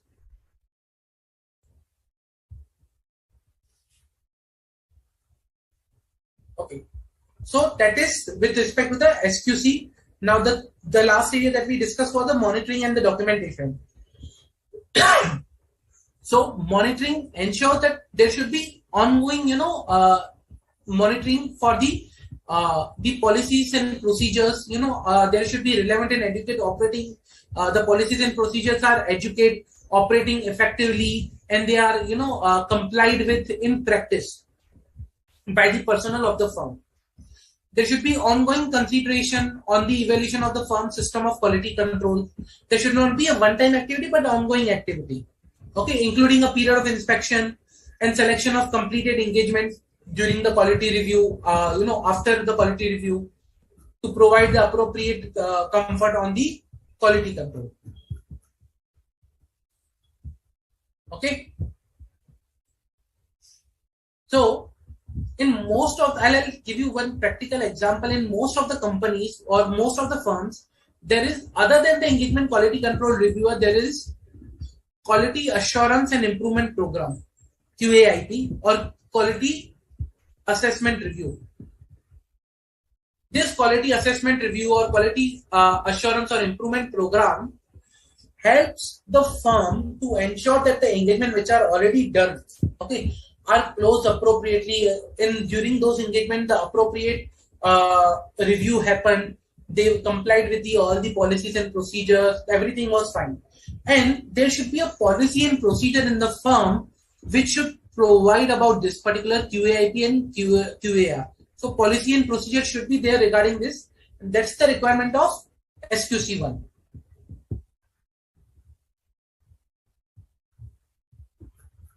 Clear? Any doubt with respect to the SQC1, guys? Any doubt that we discussed now?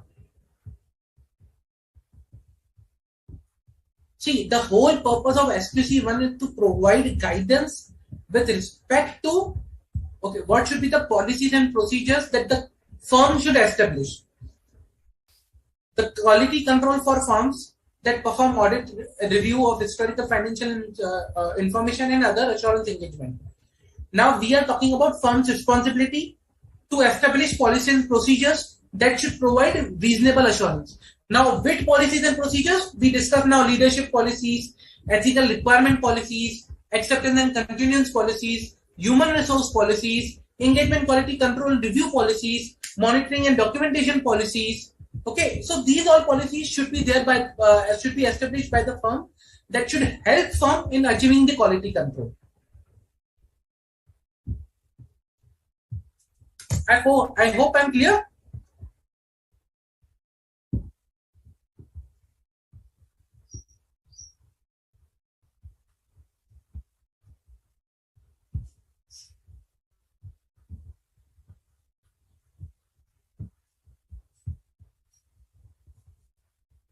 Okay, let's see one of the past questions that was asked in November 2019 from this particular topic.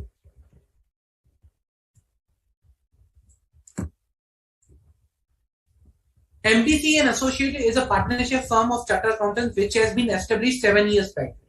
The firm is getting new clients and has also been offered new engagement services with existing clients. The firm is concerned about obtaining such information as is considered necessary in the circumstances before accepting an engagement with a new client and acceptance of a new engagement with the existing client. The firm is looking to work with only selected clients to adhere to the quality control standards. Guide MB and Associates about the method to be considered with regard to the integrity of a client as per the requirement of SQC1. Now, here you are required to guide the firm about the integrity of the client. So, what are the things that are required or which are necessary with respect to the integrity of the client that we discussed? So, So what the firm should do is, firm should obtain necessary information that is there, plus there should be appropriate policy and procedure with respect to the, ensuring the integrity of the client. And for that, what the firm should do is, firm should, let's say for example, with respect to the integrity or integrity of the client, the matters the firm should consider is that the business reputation of the client,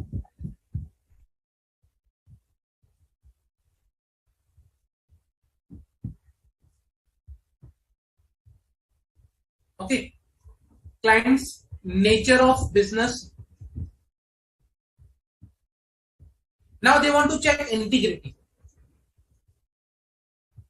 Basically, how we can check the integrity? These are some things that by which you can, check for the integrity.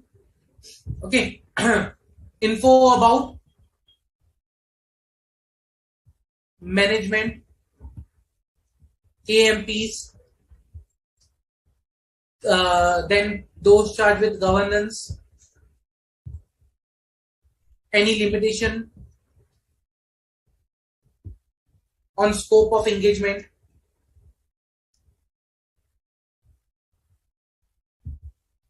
okay, any limitation on the scope of management, specifically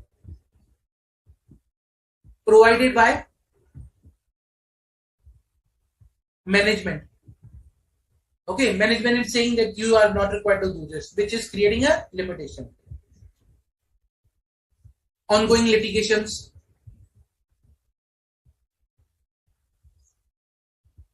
can be money laundering, can be FEMA related, something like,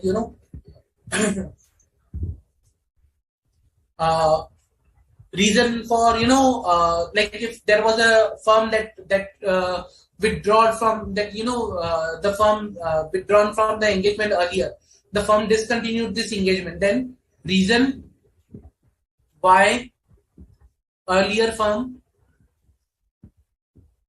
withdrew from engagement. So you can check all these things to ensure the integrity of the client, and you can confirm whether there is any evidence available which can lead us to believe that the client's integrity is compromised. Okay, that is one of the questions that was asked in November 2019.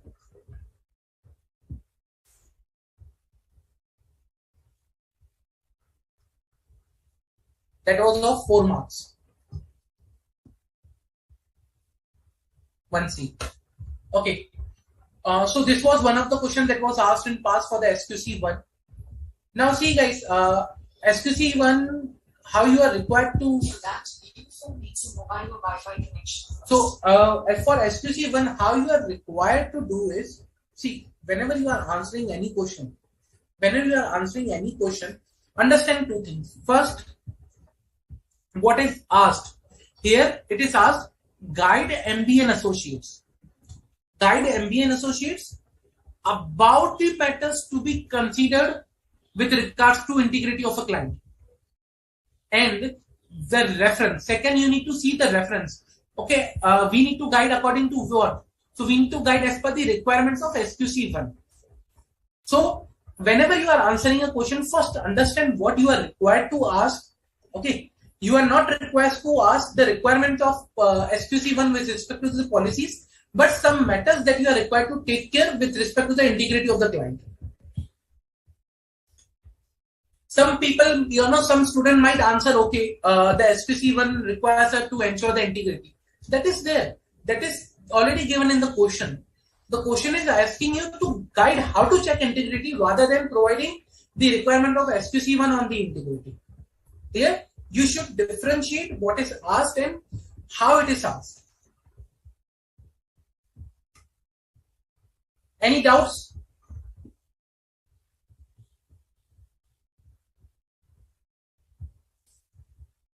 Any doubts, guys? So that was the SQC1 that we discussed today. Okay. Now, our next standard. We'll quickly cover this one. For today is SA 200. Remember during the initial discussion when I was showing the story, I was talking about SA 200. What is the role and objectives of an audit? Now, standards on auditing are applicable when there is a audit engagement. SQC applicable to all engagement. But when I talk about SA 200, it talks about overall objectives of independent auditor. Okay, overall objectives of independent auditor with respect to your audit of a conduct of a audit of a financial statement. Okay, now let's bifurcate the title itself and see what can be the objectives and what can be the overall purpose of this standard. That is already there in the title. Okay.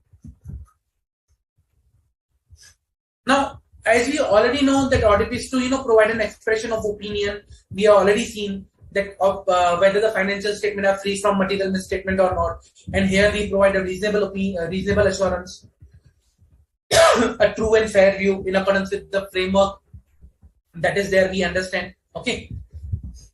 Now, SA requires an auditor to provide a reasonable assurance that is already established. Now, we are required to establish the concept of materiality. That is also we understood. So, if I say the overall objective of the independent auditor,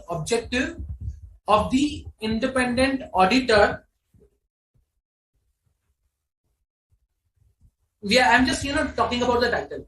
Overall objective of the independent auditor. Okay. What is an overall objective of an independent auditor? The overall objective is to provide or to obtain reasonable assurance, okay, whether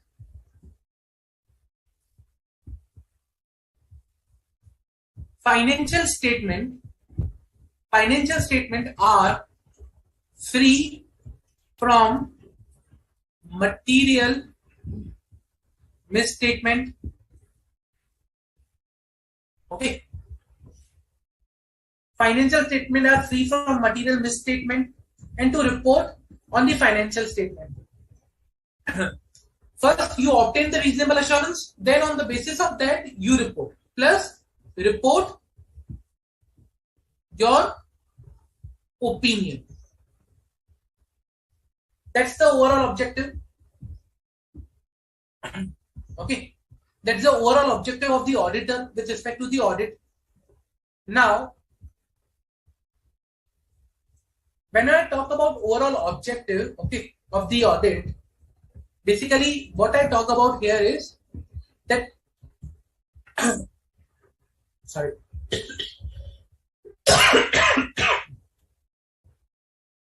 That the auditor should express an opinion. So let us see the objective.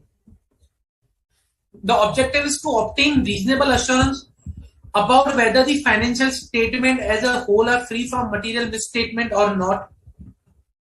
Okay, whether due to fraud and error. That is an objective of auditor. So in each and every standard, when we discuss each and every standard, what we will see is, we will see what is the objective of the standard, what is the scope of the standard, and what are the requirements of the standard. We will see three things. What three things? In each standard, we'll discuss about the object, we'll discuss about the scope. Scope means where this standard is to be applied. Objective, what is the standard want to achieve? Okay, what is the objective of standard? What the standard wants to achieve? Okay, overall objective. And third is the requirements. To achieve the objectives, what are the requirements?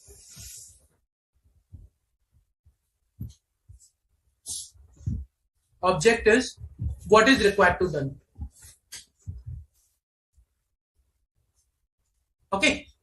three things we will be seeing in each and every standard. And the whole standard will be, behind this. Plus, there will be additional requirements of documentation in each standard. Like what are the things that are required to be documented? That we'll see. Okay.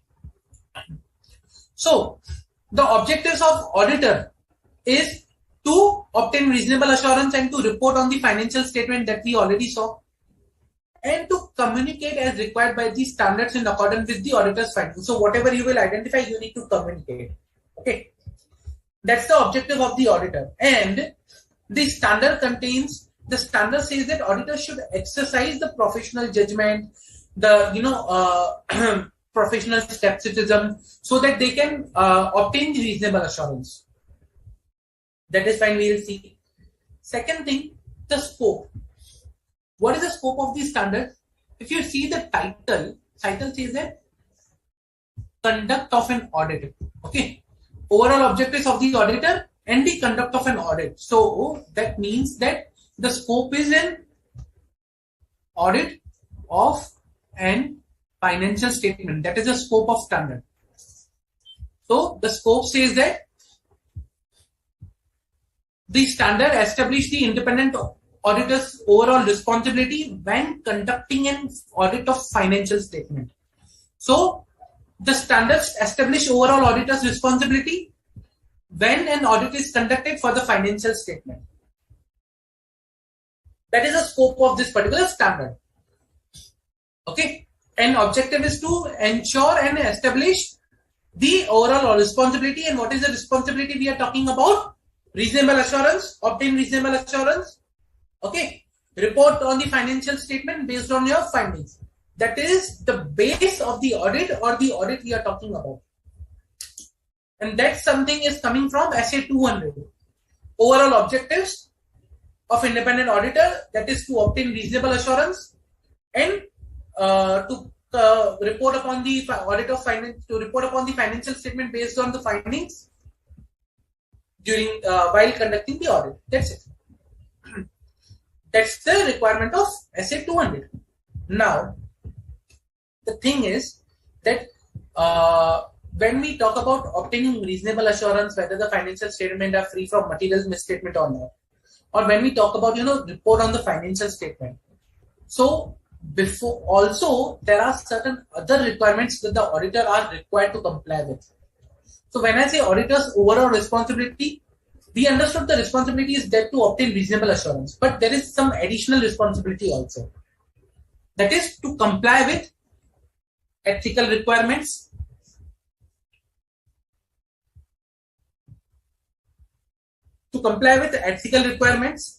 okay, to plan and perform an audit with professional skepticism, to exercise professional judgment, and to obtain sufficient and appropriate audit evidence.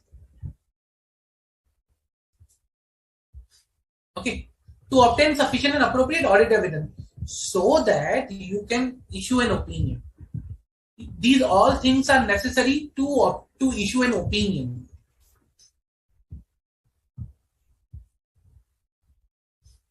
Okay.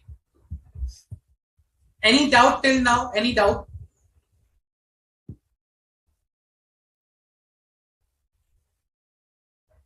Any doubt? Okay. So these are the requirements that the auditor is required to comply with. Okay. In case when auditor is not able to obtain reasonable assurance, or in case reasonable assurance cannot be obtained, and qualified opinion is insufficient, the auditor should either disclaim the opinion or withdraw from the engagement. That is, again, we'll see something when we'll discuss SA 700, 705. Okay, we'll see this particular area when we'll talk about SA 700 and 705. Now, again, when I talk about sufficient and appropriate audit evidence, sufficient means refers to the quantity and appropriateness refers to the quality of audited evidence that we know, that we have already seen.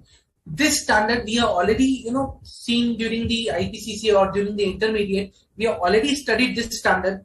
I'm just revising quickly so that we can move to the questions for this standard, and practically we'll understand this standard more. Okay. Now we understood that the auditor's responsibility is to conduct audit of a financial statement. Okay. And another area is to conduct the audit in accordance with standards on auditing. In accordance with the standards on auditing. So that is another responsibility of the auditor, to comply with all the essays, to an understanding of the entire text of the standards. Then only he can comply with the he can conduct the audit with essays. Okay, and disclose the compliance with the essays when it is complied. Clear? Also, to achieve the overall objective. What is the objective? That the financial statement should be free from material misstatement and he needs to obtain reasonable assurance. So to achieve that overall objective, the auditor shall use objectives stated in the relevant standards in planning and performing the audit. So he should comply with these standards during planning and performing the audit. He should comply with each requirement of the standard. Okay, unless the entire essay is not relevant. I cannot do that, okay, partially I will not apply this standard, partially I will apply this standard. No. Either I will apply the standard in full or I will not apply in full. So, either to apply standard in full or either not to apply fully. Okay, when it is not applicable, I will not apply the whole standard. I cannot take a midway that okay, I'll apply 3 paragraphs, I'll not apply these 3 paragraphs. Not done.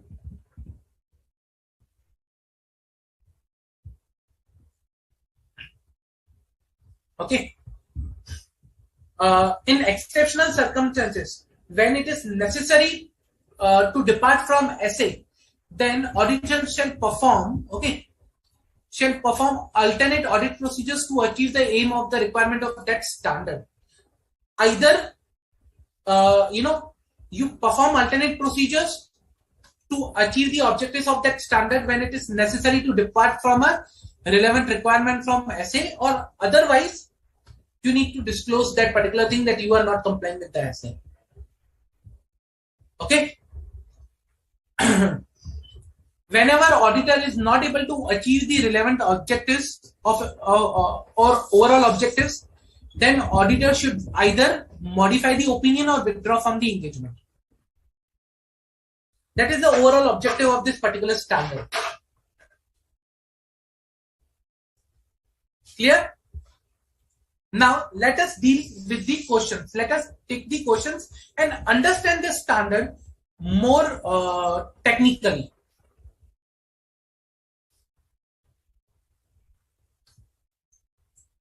Okay.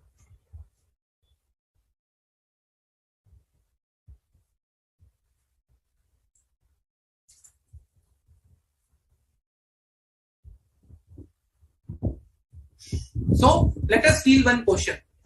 Mr. G, a chartered accountant, while auditing the financial statement of MNO Limited, identified that the payable balance can be misstated as there is a huge risk of fraud assessed due to past findings. Based on the available evidence and the facts on the hand, it was evident that the accounts payable balance require extensive testing during the audit. However, Mr. D decided not to perform extensive testing and document the same as a professional judgment. Mr. G was of the view that based on his detailed knowledge and experience, he is eligible to take professional judgment which he deems fit in the current situation. In the light of SA 200, evaluate whether the professional judgment exercised by Mr. G is correct or not. So we are talking about professional judgment and SA 200. So the professional judgment exercised by Mr. G was correct as he has detailed knowledge and experience in this particular field. Mr. G should also document his experience and knowledge while documenting his professional judgment so that anyone referring to the documentation independent of the audit team can understand the competency of auditor. Professional judgment should not be exercised when there are clear facts and circumstances available to support a decision, and hence professional judgment should exercised by Mr. G was incorrect. Professional judgment exercised by Mr. G was incorrect as he did not obtain written representation from management or those who are charged with governance regarding the rectification of previous year misstatement and acknowledgement of the current year balances. So we are talking about professional judgment. So we know that professional judgment is something that we are required to apply during the audit. Remember, we taught that professional judgment is that is required to be applied. Now you are required to provide whether the professional judgment that is applied is correct or not by selecting one appropriate option.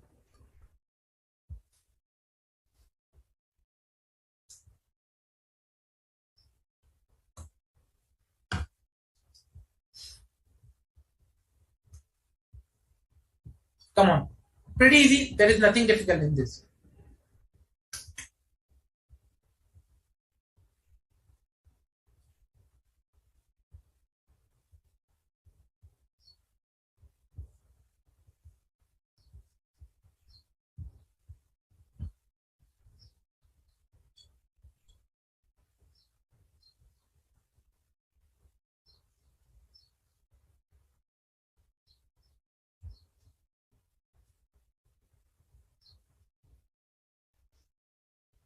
Come on guys, pretty much easy, nothing difficult in this.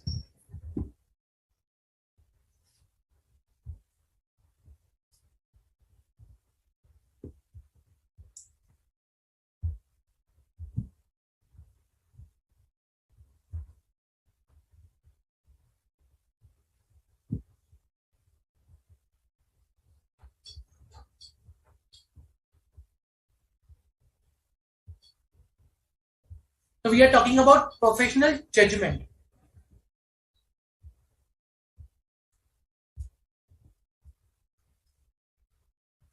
See, when we talk about professional judgment, we need to understand what are the requirements, like what can be, when can we take a professional judgment?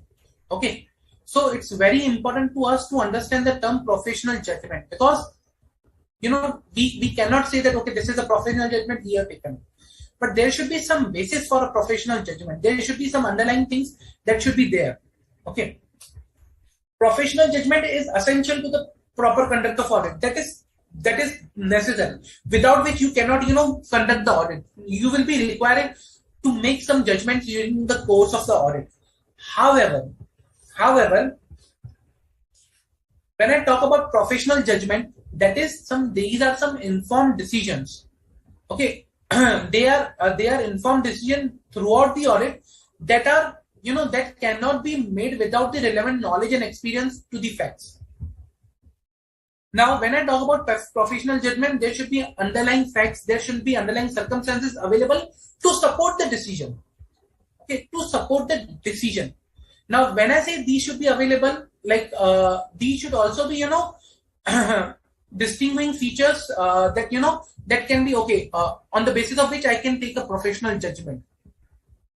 Basically, now the professional exercise of a professional judgment in any of the particular case is based on the facts and circumstances.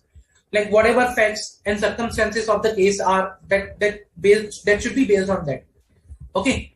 Now in the current case, the payable there is a risk that the payable can be misstated due to huge fraud risk. Okay, because there were previous year misstatements. Now, based on the evidence and facts available, it was evident that account payables require extensive testing. Facts are already available on the hand. Facts are already there. Okay. Now, when a professional judgment is taken, we are required to ensure that whatever facts are available that are considered, whatever things are available on hand are considered, and then in light of those things, it's required to be understood that it is appropriate or not to take a professional judgment, that professional judgment. Okay. Basically, whatever facts and details are available, you are required to take professional judgment accordingly.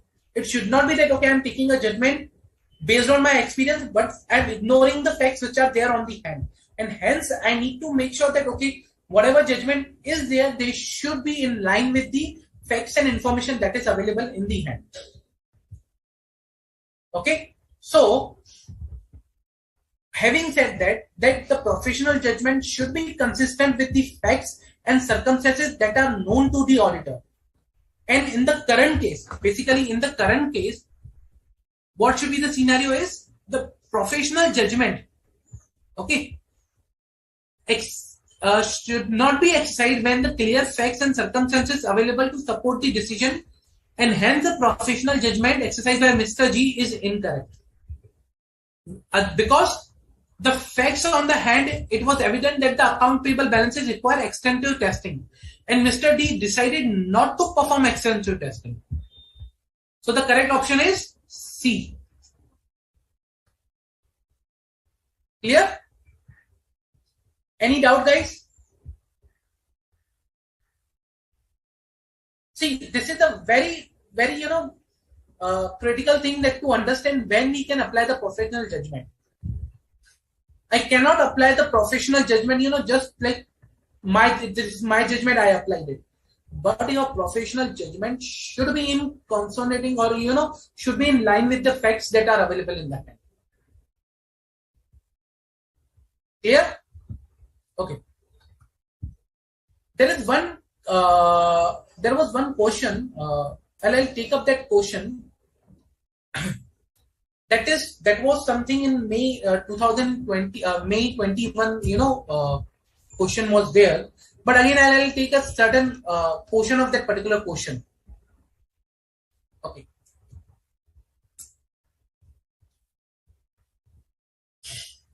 Foxy Limited supplies Navy uniform across the country. The company has 3 warehouses at different locations throughout the India and 5 warehouses at the borders. The major stocks are generally supplied from the borders. Foxy Limited appointed Mr. OPAQE, I'll say OPEC, and company to conduct its audit for the financial statement 2021. Mr. P, the partner of OPEC and company, attended all the physical inventory counting conducted throughout the India, but could not attend the same at the borders due to some avoidable reason.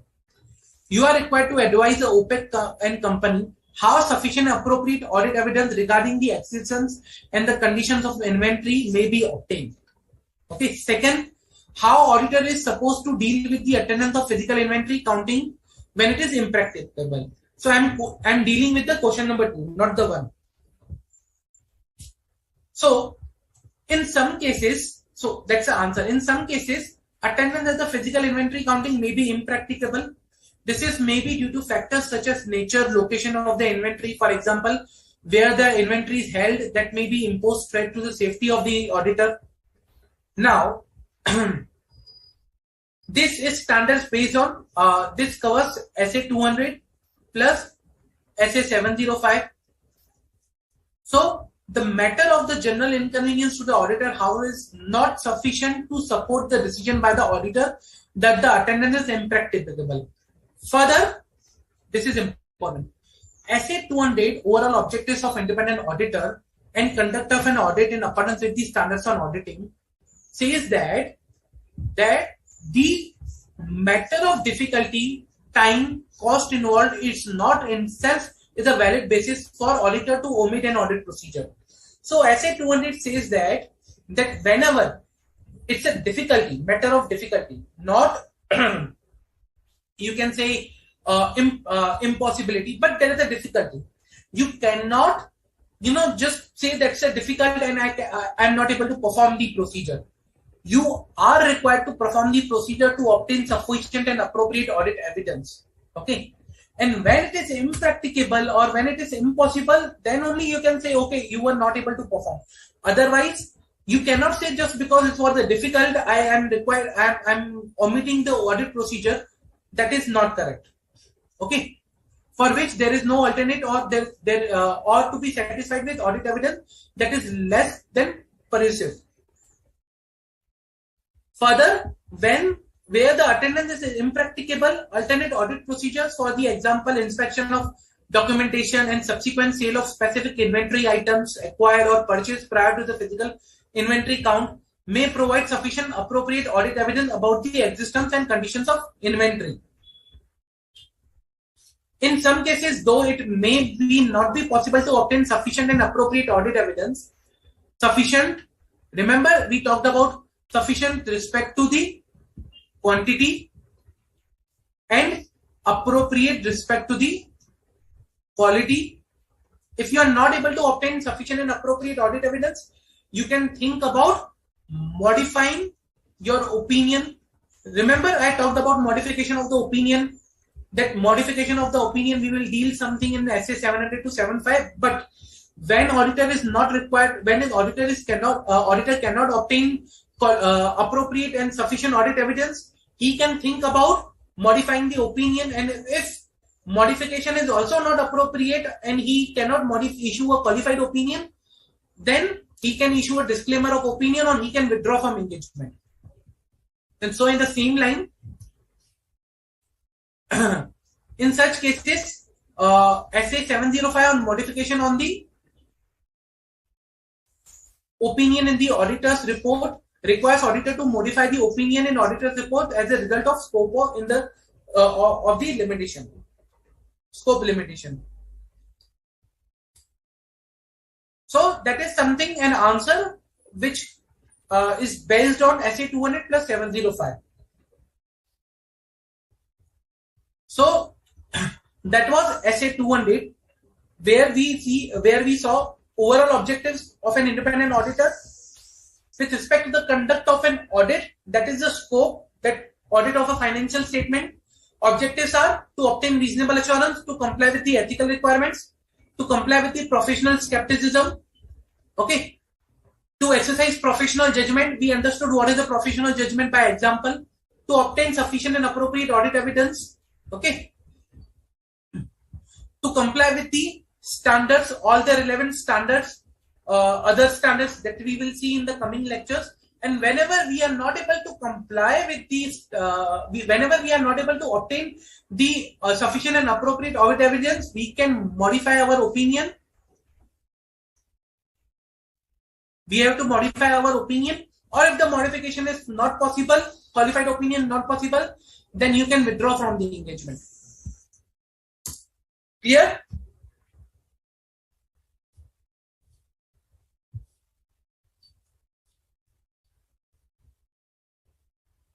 Any doubt, guys? Any doubt?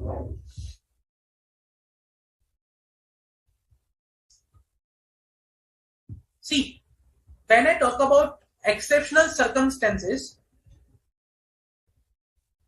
here, in exceptional circumstances, the auditor may judge it necessary to depart from a relevant requirement in a standard.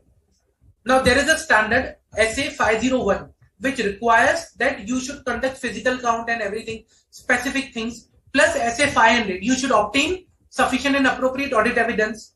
So, audit evidence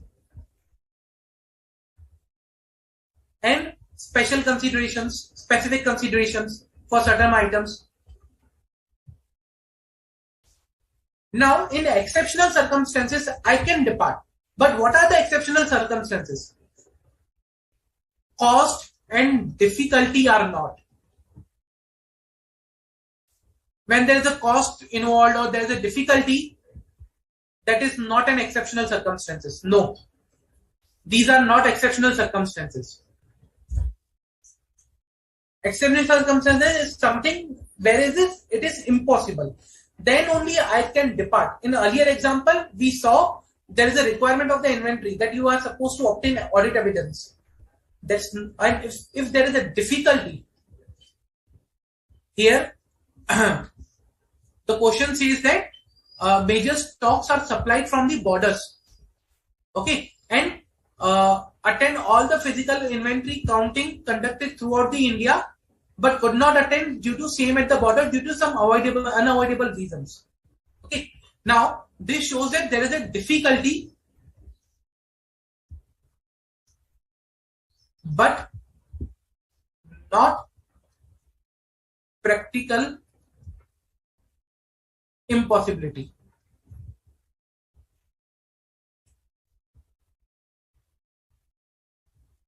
Okay, there is a difficulty but not practical impossibility, and this is not a exceptional circumstance. under which we can depart from application of SA. I hope it is clear. Any doubt, guys? Any doubt?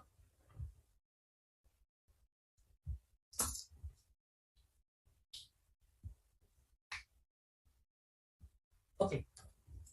So if no further doubts, then let's take one of the queries that we have received. So the query says that under so this is related to the company's audit schedule 3, if I understand. Under non-current asset, we have other financial asset. Further, under which we have security deposit amount. Can you please explain what is the nature of this amount and what this pertains to? Okay.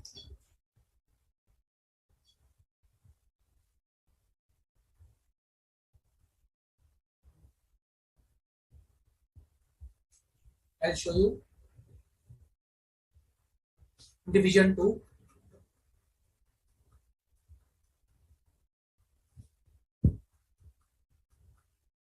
Let me go to that particular area.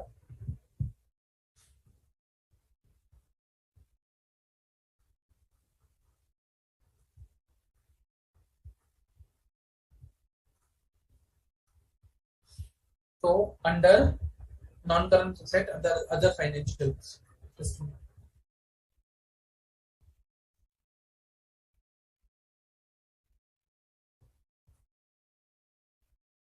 Okay.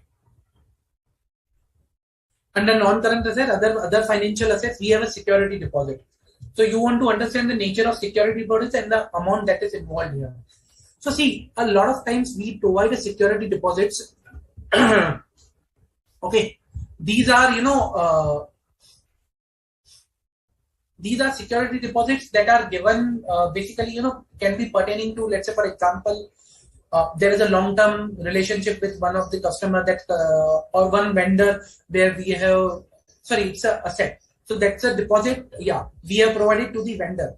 So let's say for example, security deposit provided for some of the how can I say that, contracts that we have entered, long-term contracts, or you can say at times, there is the electricity security deposit that we provide to the electricity department, or we have provided security deposit to some vendors with respect to some of the contracts. So there can be a multiple type of security deposit which are involved over here. So, so basically the nature can depend upon, type of security deposit that is there. It can be, given to vendor, some state authorities. In case of government contracts, we provide security deposit to government contracts. So that depends upon, the type of the transaction for which the security deposit is created. Then your second question is, while making the aging for scheduled trade payables at the board I have witnessed that all amounts were inclusive of GST. Can you please explain whether in general GST amount is to be included in computation of total creditors or not? See, that depends upon whether you are taking the basically how you are recording the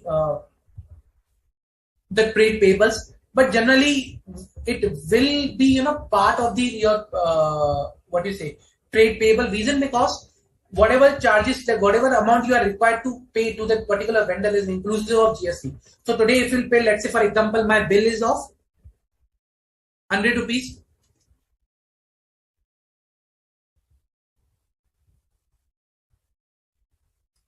Just a minute.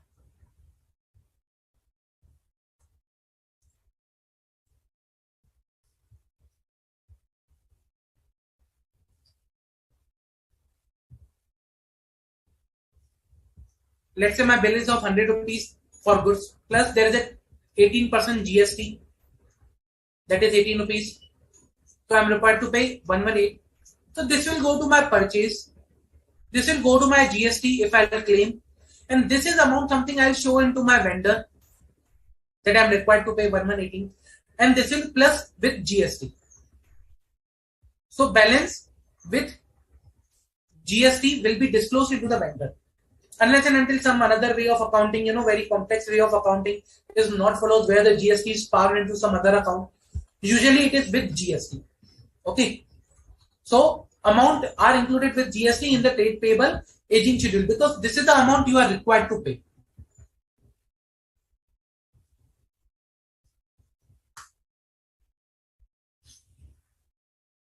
Okay. Third, can you please clarify that under which head the unbilled revenue is classified? And do we need to age it? Yes, I'll tell you.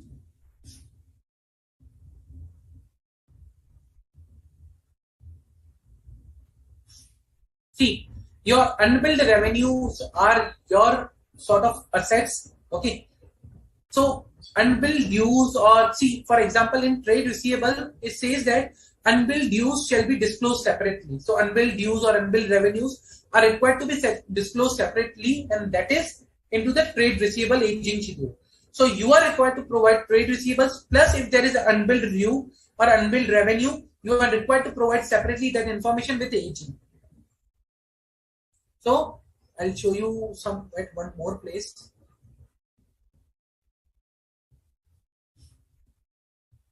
Over here also. This is non-current trade receivable. Over there also it is says that unbilled dues shall be disclosed separately, means with aging. Okay. So that are required to be shown with the trade receivable, unbilled one. Also I may have in my live example that I showed that time. Let me see if I have that.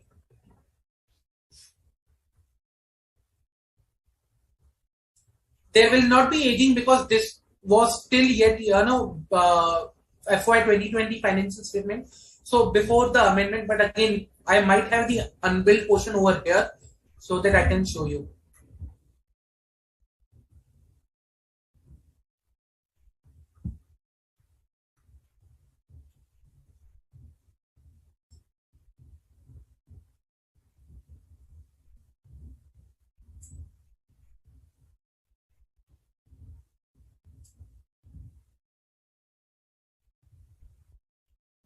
So in trade receivables, see, this is the trade receivables.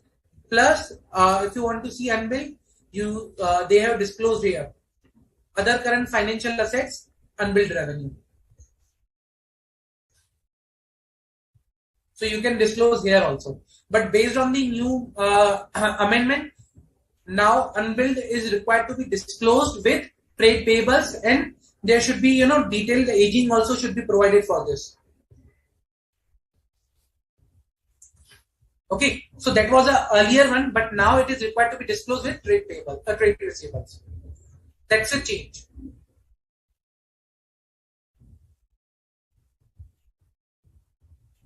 I hope I have replied to your queries. Any other questions or comments or any other questions you have, guys? Any of the topic?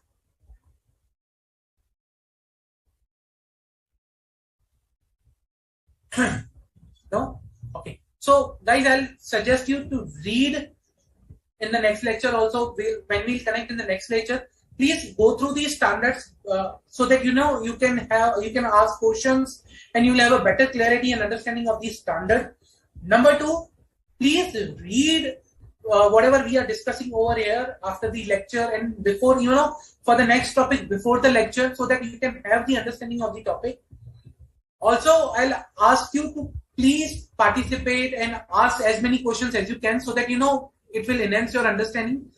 Also, provide your feedback. That is very important for us to understand what things you are liking, what you are not liking, what you need additional, where you are facing difficulties.